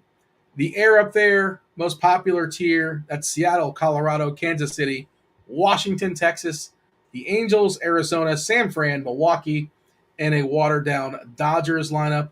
And all the way at the bottom, do not see Hollow Man. It's the White Sox, Pittsburgh, and Cleveland. If you want to see a Hollow Man type story, see The Invisible Man, starring Elizabeth Moss. Chop, give me the knockers and the old BBP special suggestion of the day. BVP suggestion, Dean, just a suggestion. But unlike yesterday where, the algorithm wasn't spitting anything out, it was a tier 2 at best. Today it's spitting out a tier 1 for me. You do with that what you please. It's not like you have to play the guy just because he's a tier 1 BVP suggestion of the day. But it's Vladimir Guerrero. It's Vladdy Daddy. BVP suggestion of the day. Definitely rocking with that one. Kind of like him anyway, so we got that going for us. Knockers, Dean. Everybody wants the knockers now. And TJ, I like the graphic. This is my suggestion of the day. I know that the knockers you're going to put up in a minute. But kind of moving forward, maybe we have a little thing at the bottom that says Chops late inning leverage report, and we can put that up too in real time as we go. Okay. TJ will love you. Just spitting that out there. All right. It really factors into how I build my lineups, I got to say. Today's my last day producing during the week. Steve is back tomorrow, so you can suggest you knock that out for him before he gets back. Just suggest that to old Steve. Welcome back, Steve. Here's something new. Yeah. So the knockers, Dean. So many options tonight with 26 teams. I'm just kind of like, there's a lot of different ways you can go here, but I'm gonna go. These things aren't correlated. Yeah. But 2 knockers. Petite knocker and a revenge knocker. Ooh. Revenge knocker. Trevor Story. Got to go Trevor Story. Batting 6th or batting fifth tonight against Colorado. In this series, at some point, he will hit a home run. So he's got revenge in him. Hopefully that's tonight. I'm going with his teammate, a petite knocker. I don't know if you've seen a petite knocker, Dean, but Rafaela, Kadon Rafaela. I don't know if you know who that is, but he's batting 6th tonight. He's about 5'8", 140. Very petite guy. He's a petite knocker tonight. So we're going to put him out there against the lefty and see if he can do some damage.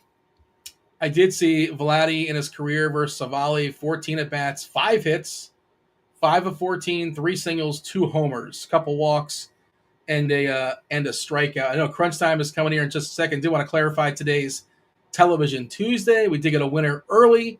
We got a hole in one. Chop, you don't know it, do you? Were you paying attention to the chat? I think chat got it. Well, I don't look at the Discord for that, so I don't know what it is, but I think I was way off today. So I gave the bonus clue that Kevin Bacon's Footloose in some way inspired this. If you think about the cast in Footloose, Dunk got it in 1. Clue number 1 was France.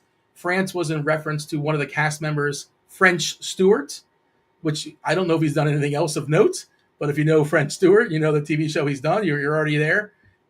Clue number 2 was Curtain in reference to Jane Curtin. I saw some people in chat talking about Coneheads. That's not a show. That's a skit on SNL.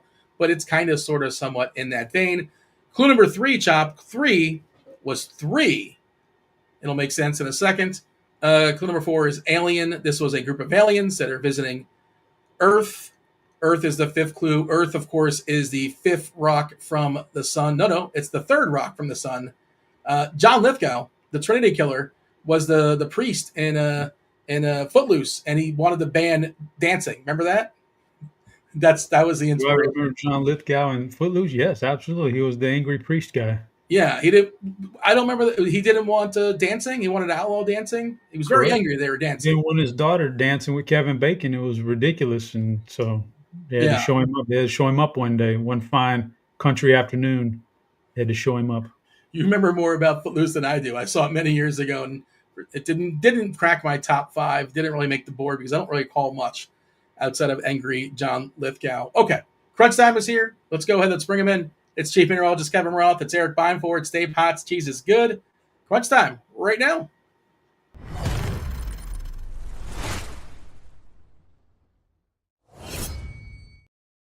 Do we have a favorite Kevin Bacon movie? And also, I brought this up in chat earlier, and I said, the game 6 Degrees of Kevin Bacon? Everybody played that at some point. Maybe you did, maybe you didn't. Who should be the new person? And there was a great suggestion in chat. Who should be the new Kevin Bacon? 6 Degrees of Samuel L. Jackson. He's been in everything. So I think that's the new version. Roth, I see you shaking your head. Favorite Kevin Bacon movie? It's Hollow Man. No, it's not. Yeah, it really is. It's not good. I really like that movie. Now, to be fair, I haven't seen it in like 20 years. I was probably a teenager when I saw it, but I have seen it multiple times and I have liked it multiple times. So, okay. Yeah. Sorry. Fair enough. Yeah. You got anything, Dave? Can you see Hollow Man? Could you raise Hollow Man? I mean, I could raise it from 5th to 4th. I think you had the top spot right with A Few Good Men for sure. Yeah. I mean, he doesn't make a lot of bad movies. So I had to put something there. Something's got to go in the 5 hole. And it's not the worst movie ever, but Tremors. The chat suggesting Tremors is good. Tremors was awesome. That's another one I think if you watch today is probably terrible, but I don't know. I very much enjoyed it again 20 years ago. At least visually, I don't think it probably did I don't know. Beimfohr, you got anything? Are you a big Kevin Bacon guy? Clearly you are. Oh, the air up there was what came to mind immediately for Kevin Bacon, but not sure that's the correct answer is Few Good Men. But I think the most fun is the air up there. I think that was a peculiar movie for Kevin Bacon. Not quite what I would have expected him to be playing that role. Yeah, Adam Sandler remade that movie essentially with Juancho Hernan Gomez. I think the most fun Kevin Bacon movie is probably Wild Things. I think that's probably the most fun, but whatever. Off the board, Apollo 13. It's a PG show, Dean. If you don't care about having fun, Mystic River was amazing. Well, that's not fun, but that's a great movie. Yeah, that's what I said. If you don't care about the having fun part, that was a pretty great movie. Chop, anything else before you step aside and get out of here and make way for crunch time? Let's see what else we got. I think we covered it all, Dean. Did you not anticipate that question? Dean, we're getting Mr. Gerg in the chat says A Few Good Men isn't a Kevin Bacon movie, and I kind of agree. Like he was the guy who eventually did he kill himself? Is that no? He's like the 4th guy in it. He's in it enough. It's it's Tom Cruise, it's Jack Nicholson, and then it's Kevin Bacon. He's the 4th person. There aren't a lot of movies in the last 2 decades where Kevin Bacon is the main guy. Like you almost have to go back to Footloose to find an actual Kevin Bacon movie. Okay. He wasn't the main guy in JFK. That was an ensemble as well. That was Kevin Costner, of course. But is Jack Nicholson like The Departed not a Jack Nicholson movie? Like, what are we talking about? Like, of course it is. Of course it is. He's not the main character. Fair point. All right. We're not doing like Scotty Doesn't Know, like a Matt Damon is a road trip movie or something like that. That's, like a one-off scene. All right. That's Chop. I was Dean. Roth, take it away.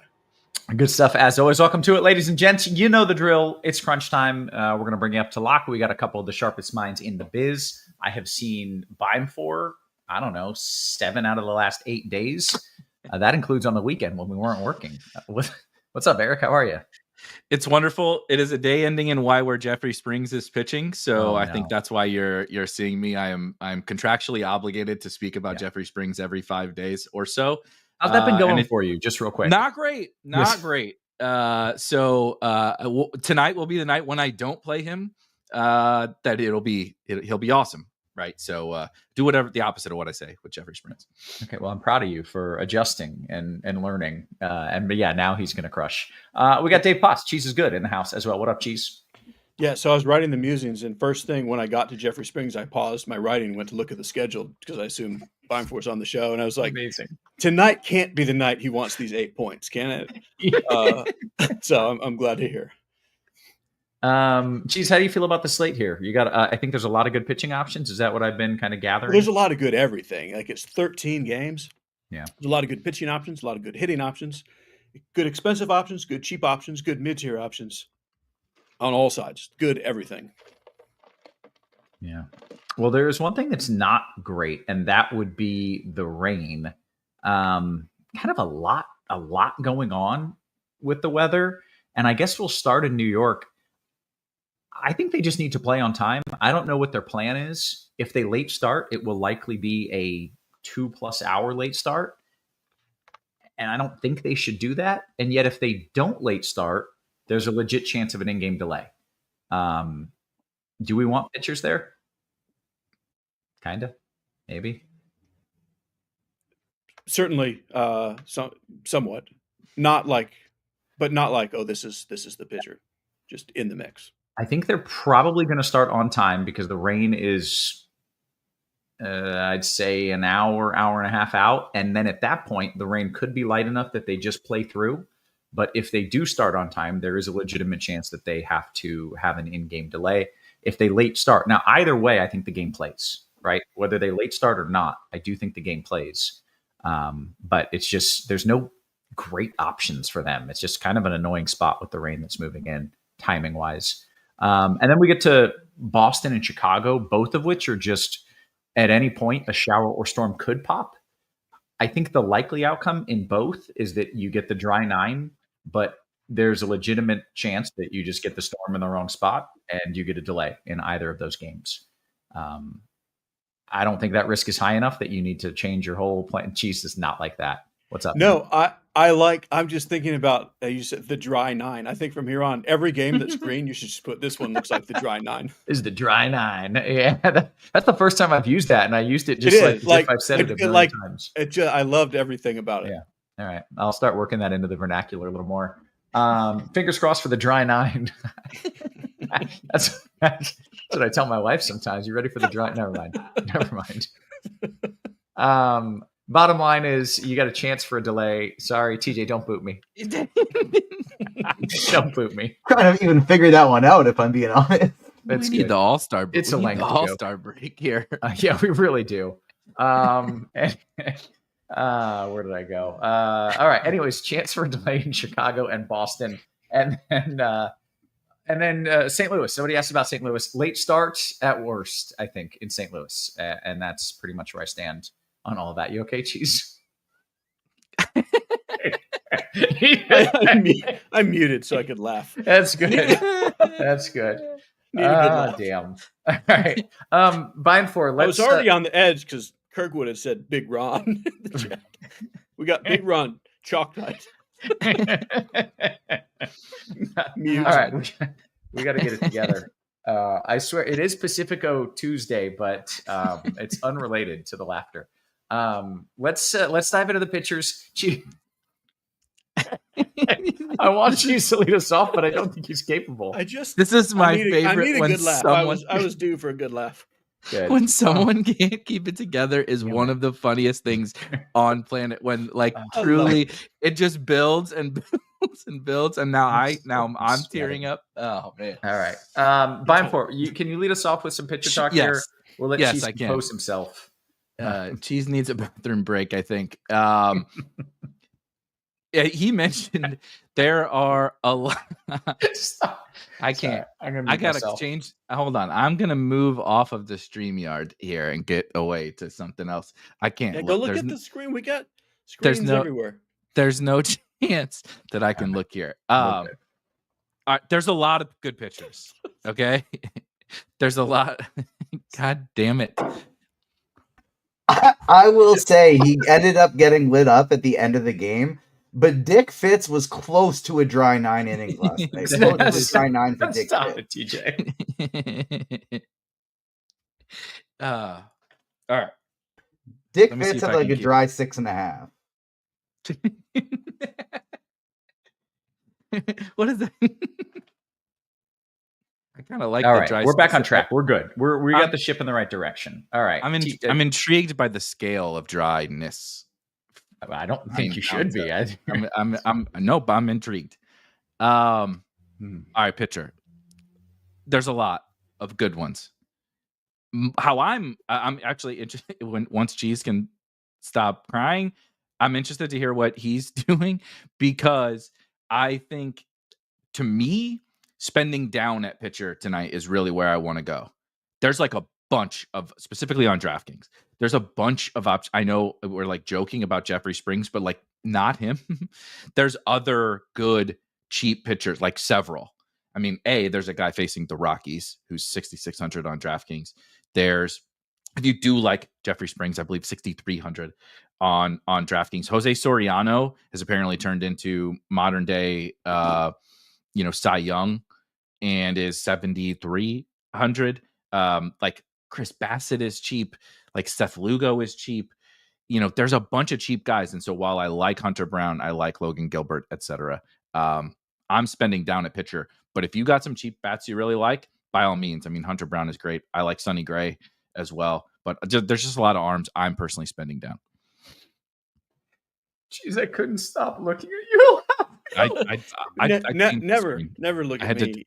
Even if I'm in a normal mood. Yeah, Beimfohr was right to turn the stream off. Cheese looks like he was in pain. He was like laugh crying and trying to. It's the good pain. Yeah, it's all good. Oh God! All right, Cheese. Okay. Let's talk about pitchers. I'm sorry, I didn't hear a damn thing that Beimfohr said. I'm sorry. I apologize. No, it's good. It's good. It's good. It's fine. Yeah. Cheese, what are we doing here? Let's get to some pitchers. So on DraftKings, I'm pretty much on the same side, other than I do want to play Hunter Brown, even though he's 11K. Like, he's so good. But essentially, I'm not. So you asked about if we're playing pitchers in that New York game. That whole range with like Logan Gilbert, Sonny Gray, and Nick Pivetta. I don't know. They're just not that much better than the cheaper guys on DraftKings. I'll get to FanDuel in a second because it's totally different. But essentially, I think Brian Bayo followed by Soriano are the chalk among the cheap guys. Like, I think Brown, Bayo will be the chalk combo. I would rather be underweight on Bayo of all these guys. I prefer Soriano. I also really like Yuri Perez on DraftKings for 6,000. He looked, he's only made 5 starts. Last start, he looked like he's all the way back. Who knows? But him being all the way back would mean he's like a 10K pitcher for $6,000. So I have a ton of him. And then like the other mid-tier stuff, I have like a little bit of Seth Lugo here and there. And out of those upper mid-tier guys I mentioned, Sonny Gray is my favorite. And I also have a couple lineups. If I can't quite get Hunter Brown, I'm fine with Robbie Ray. But the bulk of my pool on DraftKings is Hunter Brown, and then Soriano, Yuri Perez, and Bayo. Yeah. Now, FanDuel, like those cheap guys, are not really cheap on FanDuel. Yuri Perez is kind of cheap, and I like him. But like Soriano is 8,900. Bayo's 8,400. Seth Lugo's 9,700. So I'm finding it easier to just get up to Hunter Brown, and or then on FanDuel, like Sonny Gray and Logan Gilbert are further ahead of like Bayo and Soriano because of the pricing. Okay, very good. Let's flip it and talk about the bats and the stacks, Cheese, and you can lead us off in that department. So you're saying we can just play every game for bats? Not that there's not some chances something goes wrong, but we should get all these games for bats, right? That's exactly how I feel. Like, yes, there are these chances that things go wrong. It's maybe highest in New York, but not really, especially if they start on time. And things could go horribly, but really they probably won't. And I would play bats everywhere if it were my money. So yes. All right. So essentially there's no chalk. Maybe kind of a little bit the Braves and maybe a little bit Boston, maybe, but I think we still don't have a single batter anywhere on the slate over 15% projected ownership. So that's the equivalent of no chalk. If you want to be safe and just avoid whatever might be chalk, I would say Atlanta. And I do certainly like Atlanta and Boston, but they're not my two favorites. My favorites are Cubs, Cardinals, and Blue Jays. Well, so there's nothing at all sneaky about those. They're probably like, along with the A's, the next 4 highest owned teams. But I think it's so spread out that it's essentially not even an issue at all.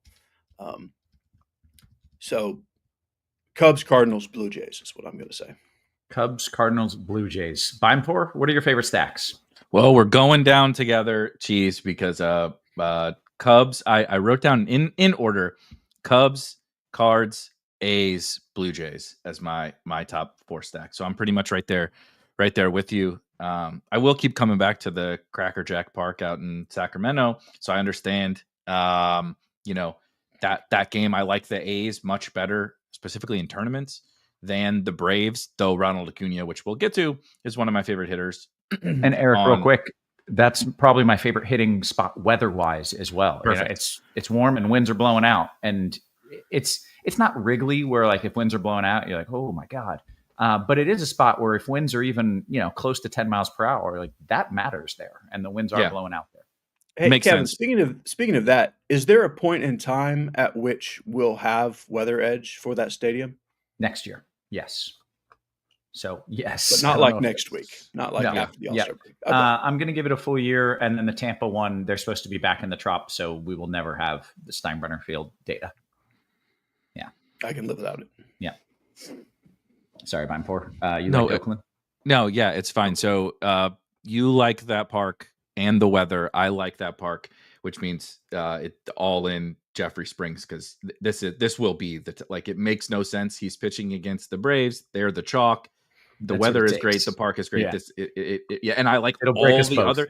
Like, I didn't even get to Yuri Perez as right now I have one DraftKings team and I have Yuri Perez and Soriano in it, and I didn't even get to Yuri Perez. There's so many good options at pitcher, specifically cheap ones. So it'll be my guy that does it tonight. But this is another one that I feel like it's like every time specifically I do a show with Cheese, Springs is pitching, and I love the Cubs. Like, the Cubs are this perfect. They also happen to match, like, if you like spending down at pitcher tonight on DraftKings, and you can get them on FanDuel. Like, Kyle Tucker's like 3,800 on FanDuel or something. He's priced next to like a bunch of bums. That the Cubs are the awesome, like, pay up and you're contrarian, and they have elite upside with both power and speed. Woods Richardson doesn't strike out anyone at all. He's like okay. Like, he's a major league pitcher, I guess is what I would call him, but to what level is really debatable. So I mean, you're just going to throw a bunch of hittable fastballs, I think, up there to the Cubs, and they rock, and they are not owned tonight. Now, Cheese mentioned nobody really is, but the upside of those guys. So along with the A's, right? I like the Cardinals a little bit more as kind of filler than like a full Cardinals stack. It's been rough. This roller coaster of the Cardinals season is not for the faint-hearted Cardinals fans. Like, you get 13 runs sometimes, and then you get 4 games of like 1 total run. The team is very up and down, but I like some of the like power bats that they have. And then the Jays lineup is not great. Man, it's a little bit rough, but the matchup is awesome. So they're up there in that top tier also. Okay, very good. Let's go around the horn. Let's talk position by position. Then we'll do some home run calls. We'll answer some questions. I'll give another weather update, all those things. In the meantime, you might notice there are some names scrolling along the bottom. Kurtz, Barger, Bush.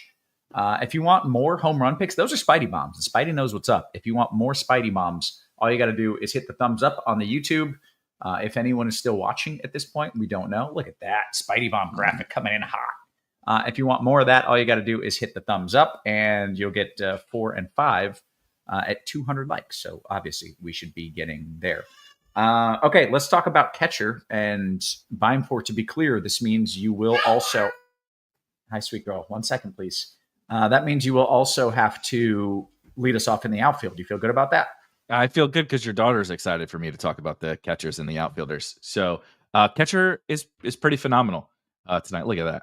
What a show we got going. This is just phenomenal cinema from start to finish here. Catcher is great. I'm sticking to kind of the really good hitting catchers. So Cal Raleigh, as you see at the top, pretty good hitter. Shea Langoliers, pretty darn good hitter on that A's team in that park that we're talking about. Came right back from the injured list, cranked a couple home runs. He's great. Sean Murphy, if you do want to play the Braves, I'm not in love with the Braves, but Sean Murphy against a lefty in that park is great. Alejandro Kirk, Yainer Diaz, and Kyle Teal. That's my catcher pitching pool. Okay, very good. Cheese, what are you doing a catcher? It is possible to get Cal Raleigh, and you should do that. Yeah, because he's going to hit like 1.5 home runs. Yeah. I mean, like I said this like a couple months ago before everyone was on. Like if he played in Yankee Stadium, he would legit be like 75 homer guy. Like I'm not making that number up. Like he could hit 75 now anyway. Like, but for real, he would hit 75 homers. So I love him. But I like cheap stuff too. I mean, not cheap, mid-tier stuff. I would be okay with Connor Wong in cash. If you're doing cash, just punt with the Boston guy. But then kind of those same names that Erik mentioned.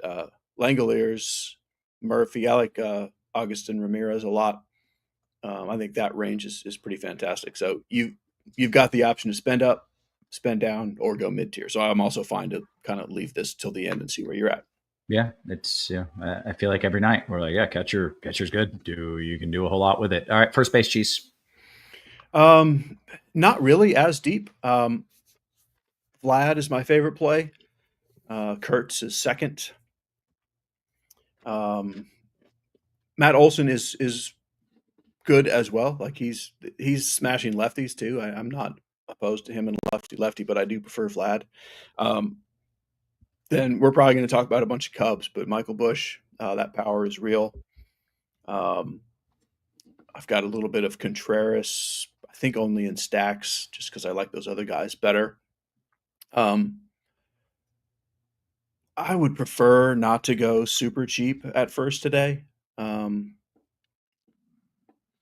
It's fine, I guess. Andrew Vaughn probably shouldn't be $2,000, and this is not the Clayton Kershaw you know and love.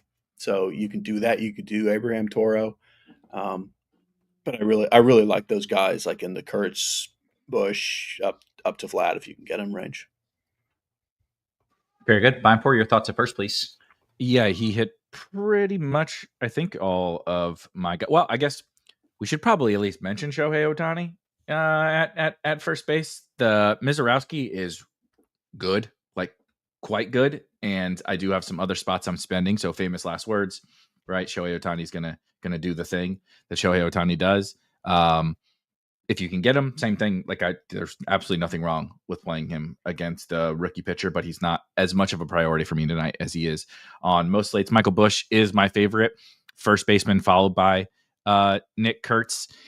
I'm not spending down, but it is noteworthy, as Cheese mentioned. If you really love Hunter Brown or like really love Sonny Gray or Logan Gilbert or something like that, there's two $2,000 first basemen, and they're both like Trenton Brooks is probably like a quad A hitter for the Padres, and who knows what Andrew Vaughn is at this, but they're like they probably shouldn't be 2,000. So like if you really need it, there's options all over the board here. The only other one. I don't think I'm playing Bayo. I'm undecided at this point. Michael Toglia, if you want to spend down, I think Bayo will be pretty popular down there as a punt pitcher. So maybe more like a smaller field play where the ownership might run away from you in like a 300 person contest or something. So I like Toglia a little bit to home run hunt as leverage. Yeah. Okay. Good stuff. Let's go to second base. Eric, what do you got there? As soon as we also did a show, I think last week, and we talked about we would play. What's the Astros scrubby second baseman who did hit a home run, by the way? Little teeny tiny Jose Altuve. Yeah, and we said we would play. Jose Altuve. We would play the other guy that they have at second base, Shea Whitcomb. Whitcomb. Yeah, we would play Whitcomb straight up over Altuve at any price, right? If they were the same price. Altuve heard. And he's been on a tear, right? I mean, Whitcomb, it worked out that night. Whitcomb homered. And then the next night, Altuve went on a little hot streak. Yeah, so he's on a little heater. Full transparency, I'm willing to admit that it's possible that he's okay. I'm still not doing the Jose Altuve thing, but I thought it was notable for second base because I don't love a second base. Like when Brendan Donovan, Cheese mentioned like nobody's projecting over like 15%. And as a Cardinals fan, I love Brendan Donovan, the real life player. But when he's one of the higher owned second basemen in DFS, like he's like a doubles hitter. He doesn't steal bases. He's not a big time power hitter. I don't mind him in like stacks because he's a really good hitter. I mean, he made the All-Star team this year, which is kind of crazy. But there's not a lot at second base. Romy Gonzalez on the Red Sox. On the A's, Zach Geloff is probably terrible, and he was absolutely horrible last year after being quite good 2 years ago. But again, if you need some savings, you're playing the A's. I don't mind bringing him along for the ride because he has historically showed a little bit of power plus speed, and he is in that park that we love. Yeah. Are they still doing the thing where someone from every team is on the All-Star team? That was a thing for a minute. I think so. Really? Now that you say it, so. I'm questioning. I'm questioning. Yeah. If Brendan Donovan made the All-Star team, I would assume. Yeah. Yes. Okay. Okay. Very good. Cheese, your thoughts at second base, please.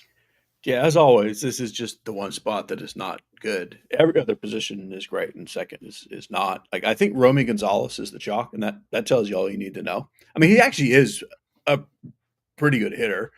And at least in the last few games, when they faced a lefty, they haven't been pinch hitting him. I don't think he's safe from it, but I think it's more likely than not that they're just going to leave him in there. So I'm fine with him.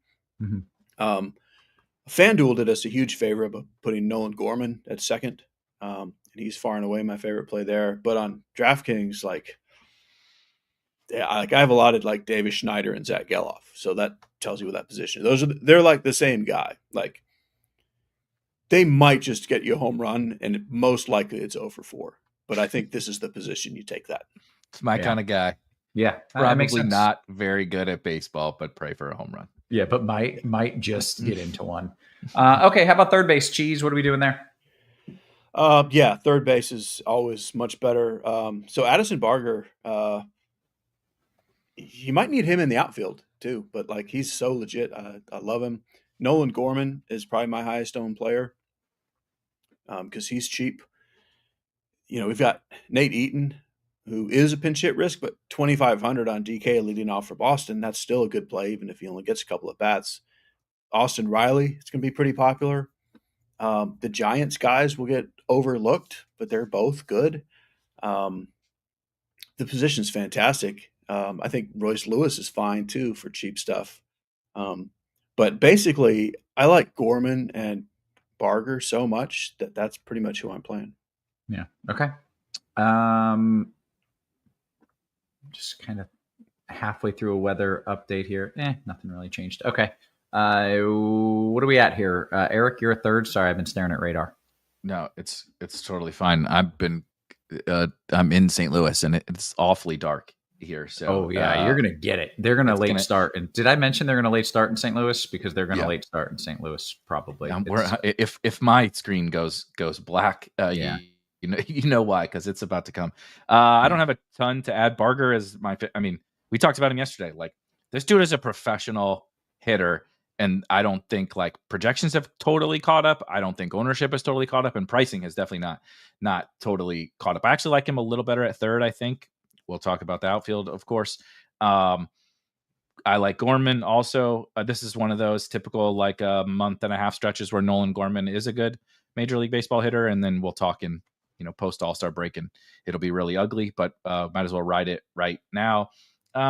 Austin Riley, I'm not playing Austin Riley, but if you like the Braves, maybe more than we do. And then the Matt Chapman price is pretty interesting. I don't love playing people in that game at all, but I just wanted to shout him out because I think he's just a too good for that price. Yeah. All right, let's go to shortstop. Shortstop. Let's see here.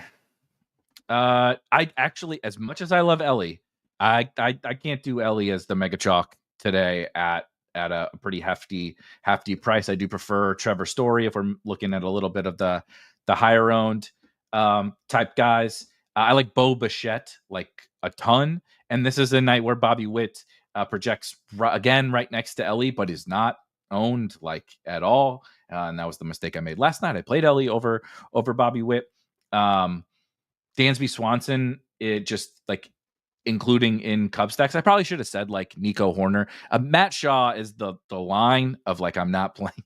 Like there's one Cub, maybe two, Carson Kelly, that I'm not. Spoiler alert: Carson Kelly is now 3,500. Remember the like $6,000 Carson Kelly or whatever early in the season? Whoever could have seen that one coming. But Matt Shaw is the line for me of the Cubs. Dansby Swanson's like close to the line. I don't really want to play him, but if I need the savings off the superstars at shortstop, I'm okay with that. Mason Wynn is at a really, really good price in this matchup with Jake Irvin that I like quite a bit. And as much as I love Jose Soriano, Corey Seager is on the heater of all heaters, and he is fully back, and he's still the price has not caught up to this. Corey Seager should not be 4,400. Like, I don't know what we got to do here to get Corey Seager to be priced like Corey Seager. So he could hit 4 home runs, 2 games crazy in a row, and you'd still just be like, hey, he's 4,500.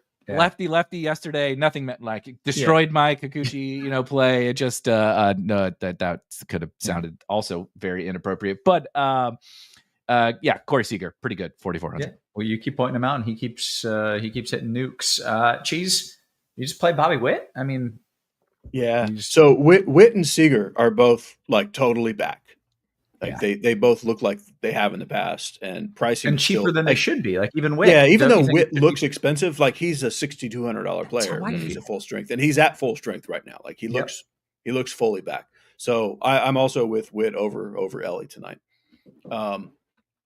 Trevor Story, a great play. I do not think you have to be stacking Boston to play Trevor Story. So Mason Wynn and Bo Bichette, I like. But I would rather play them in stacks. It was same with Dansby Swanson. Wynn, Bichette, Swanson. Those are the 3 teams I'm stacking. I like those guys in their stacks, but outside of their stacks, I would rather play Story in that mid-tier or Seager in that mid-tier or get up to Witt. Okay, very good. Let's see if anybody cares. The tarp is coming off in Baltimore. They're about to play. I know that's not on the main slate, but some people do care because they do other things. Cheese, I think you get the honor. No. Did we screw this up? We screwed it up somehow. It's on Cheese, and I love it. But somehow we got lost. It's on Cheese for the outfield, which saves Beimfohr the pressure. He doesn't like the pressure of choosing. Cheese gets to go first. What do you got?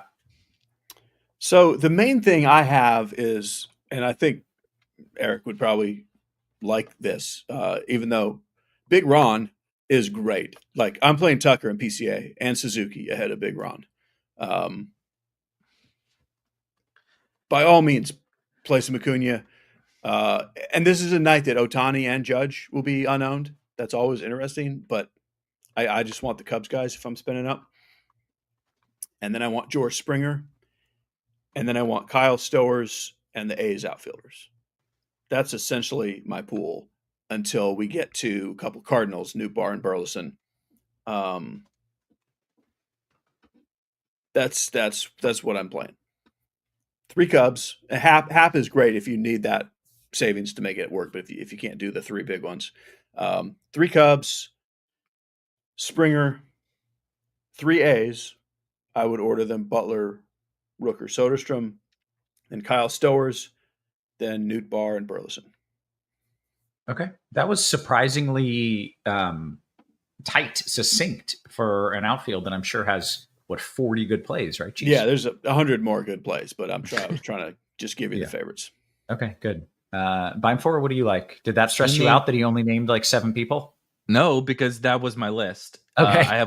I have specifically one addition, and this is the slappy play of the night. Okay. Oh, I love that. Yeah. This is one of my guys that continually gets sent down, and I play him constantly until he gets sent down. The Dodgers just recalled James Outman to the bigs.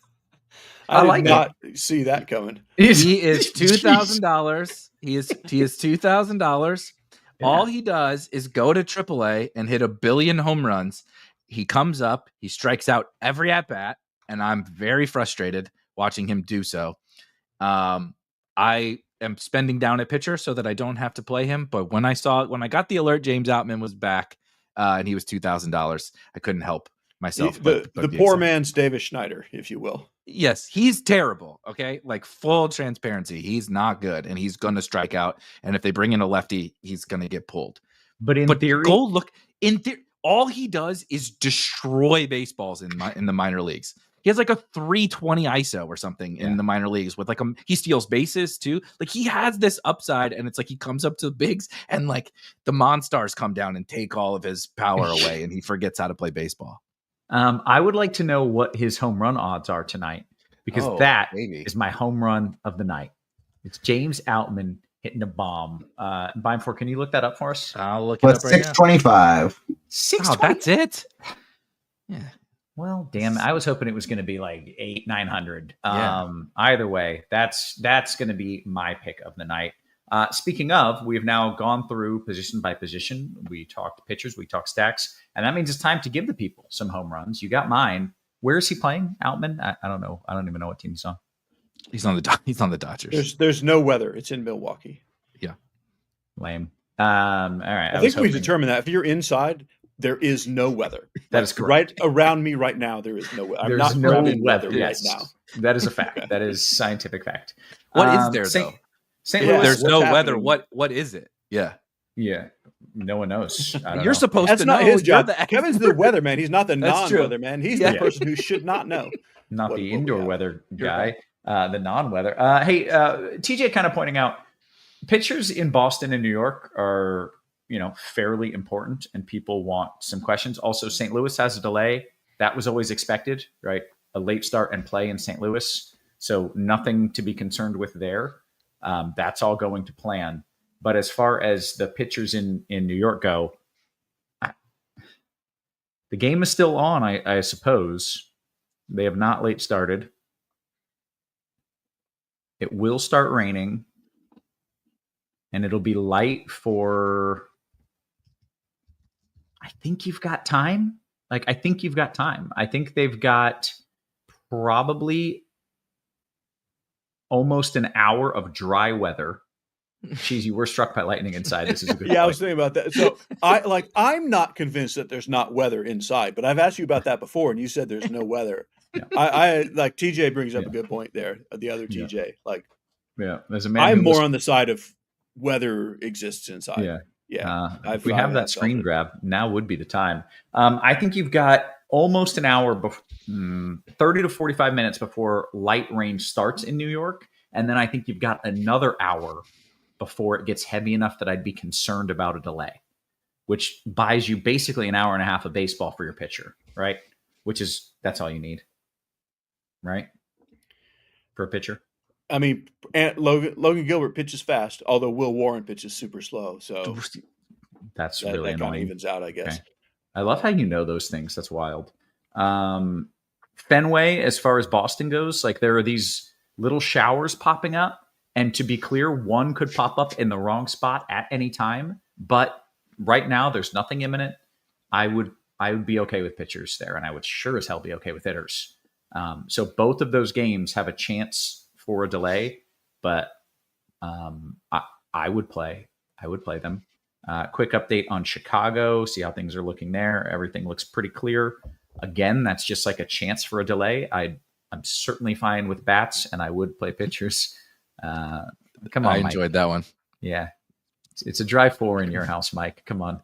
And then Busch Stadium, we mentioned we've got the late start, but they're going to play. So that's where the weather's at.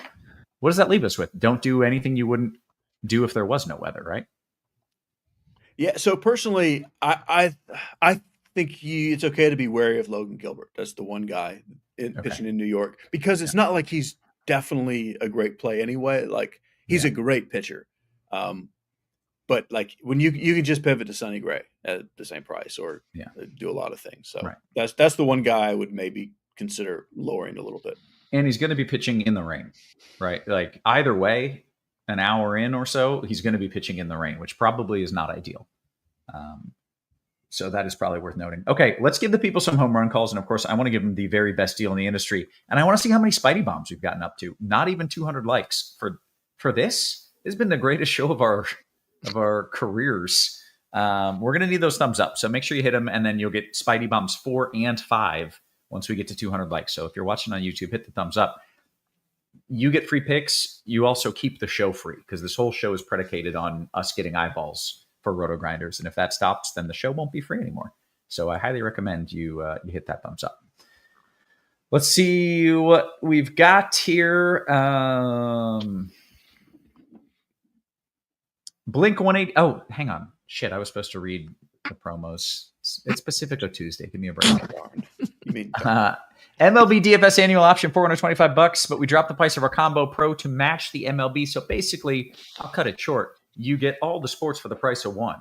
And if you do 6 months, you save 35% as opposed to going month by month by month. That's pretty easy. Cheese, give me some home run calls.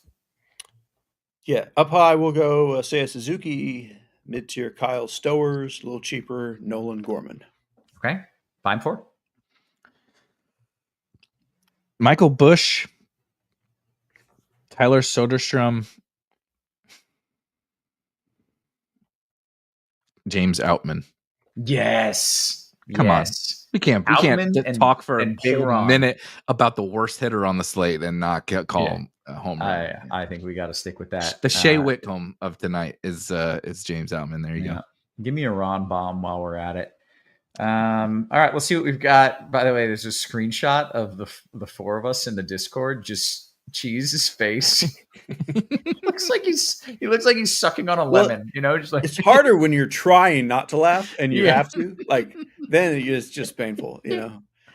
Oh, what's the crazy candy that was like so ungodly sour that like that? Yeah. That's what I felt like with Cheese. It's not Sour Patch Kids, but I know you're Warheads. Was it Warheads? Warheads. Yeah, just like straight torture. Yeah, like it's like you're being waterboarded, but you're eating candy. Yep.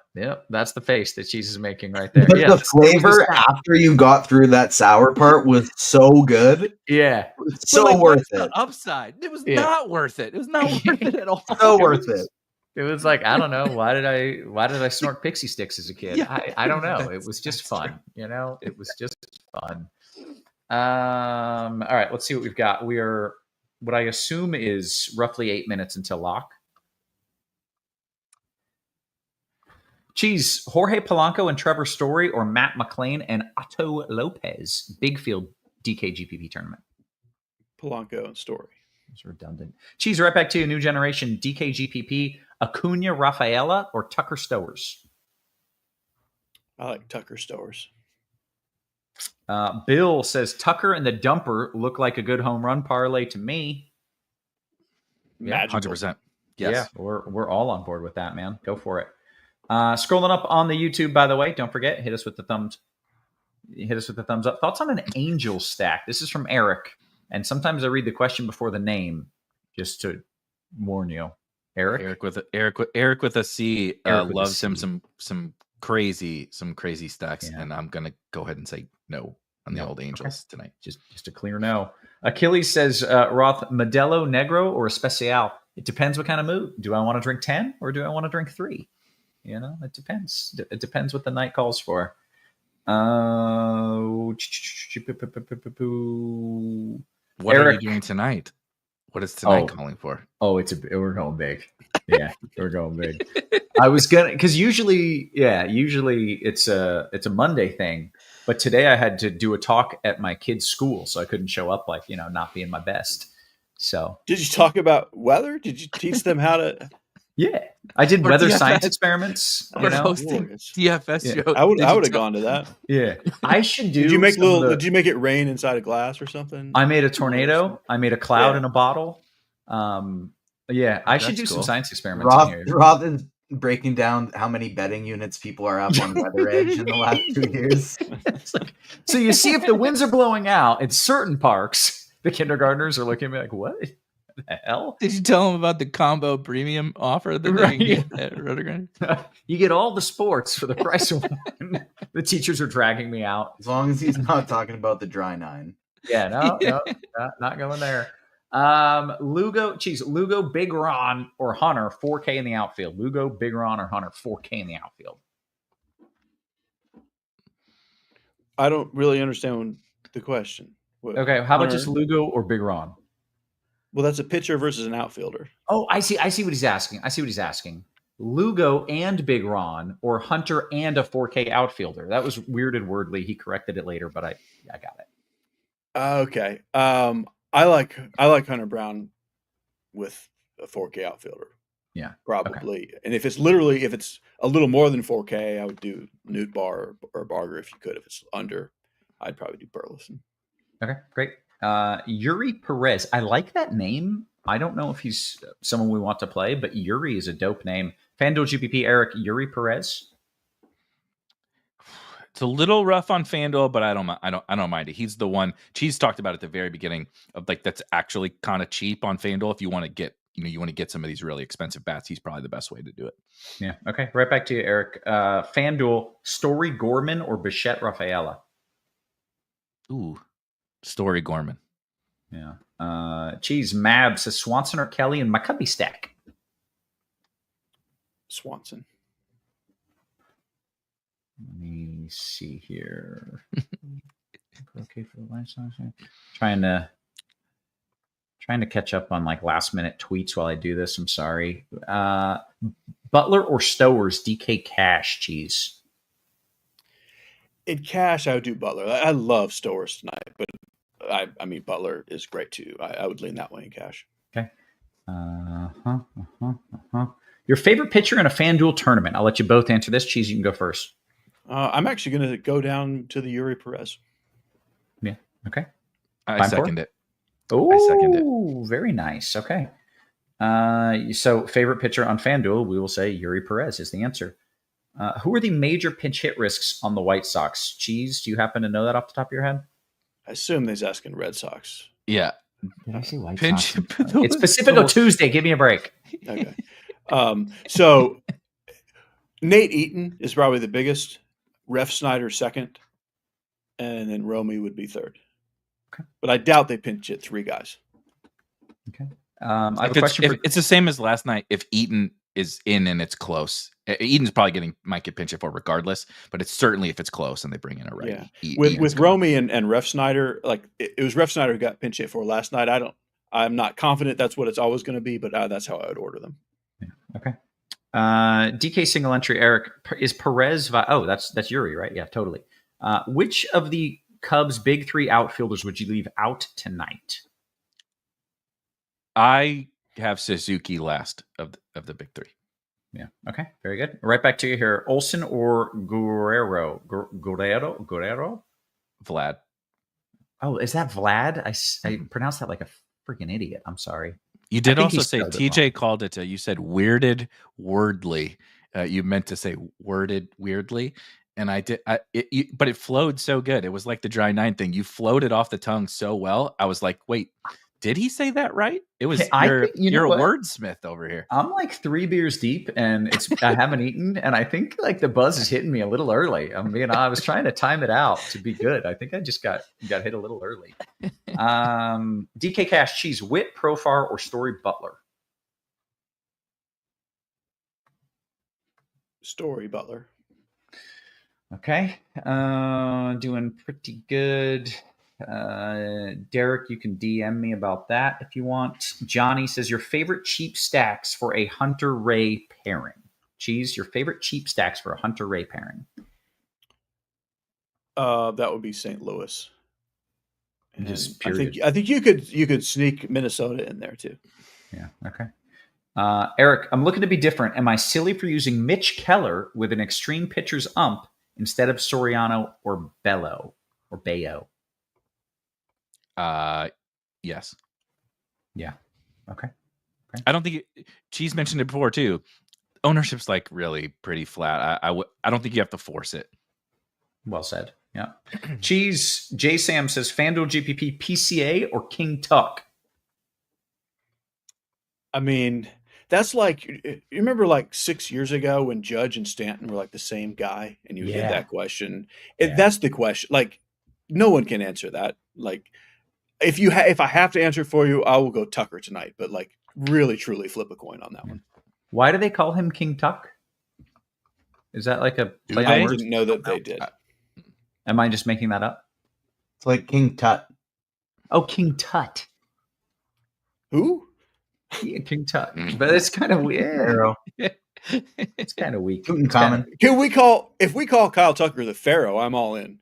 Yeah. I'm not going King Tuck. I would call him the Pharaoh if we want to do that. I like all that. Right. Tutankhamun, was that it? Yeah. There you go.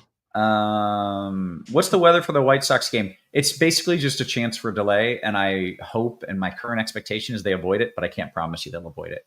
So that's where I'm at in that game. But the bats should play without much drama. Okay, guess what? I assume we hit lock. I haven't checked or anything, but there's 13 freaking games, so one of them probably started 5 after. And with that, I think we can bounce on it. Actually, we did get a question for TJ. Let me see if I can find it. TJ, do Canadians endure the winters because the summers are so nice? Yes, and a few other things like healthcare and stuff. Oh, he had to take a cheap shot. Had to get a little. Yeah. Well, no, like I honestly didn't mean that as a cheap shot, but like in actuality, it was like, this winter sucks. Maybe I should move. But it's such a great quality of life here. Maybe I don't want to. Yeah, nice people. I've heard, TJ, and we'll close out after this. I've heard that in the summer in Canada and like Alaska as well, the bugs are just insane because all during winter they don't really exist at all. And then in the summers, they just absolutely swarm and rip your flesh apart. Is that true?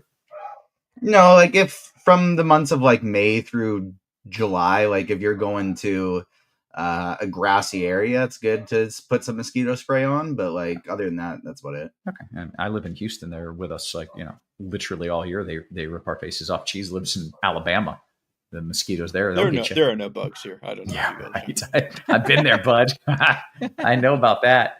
All right. Hey, we're going to clear out. Shout out to Jay Sams, who says this might be the best show in a while. Also, we did get some extra Spidey bombs in. Murphy and PCA are on the list. So with that, we are going to clear on out of here. So for Beimfohr and for Cheese and for our wonderful production crew, always working hard behind the scenes, guys, we appreciate you. We love you. And we will catch you tomorrow. You have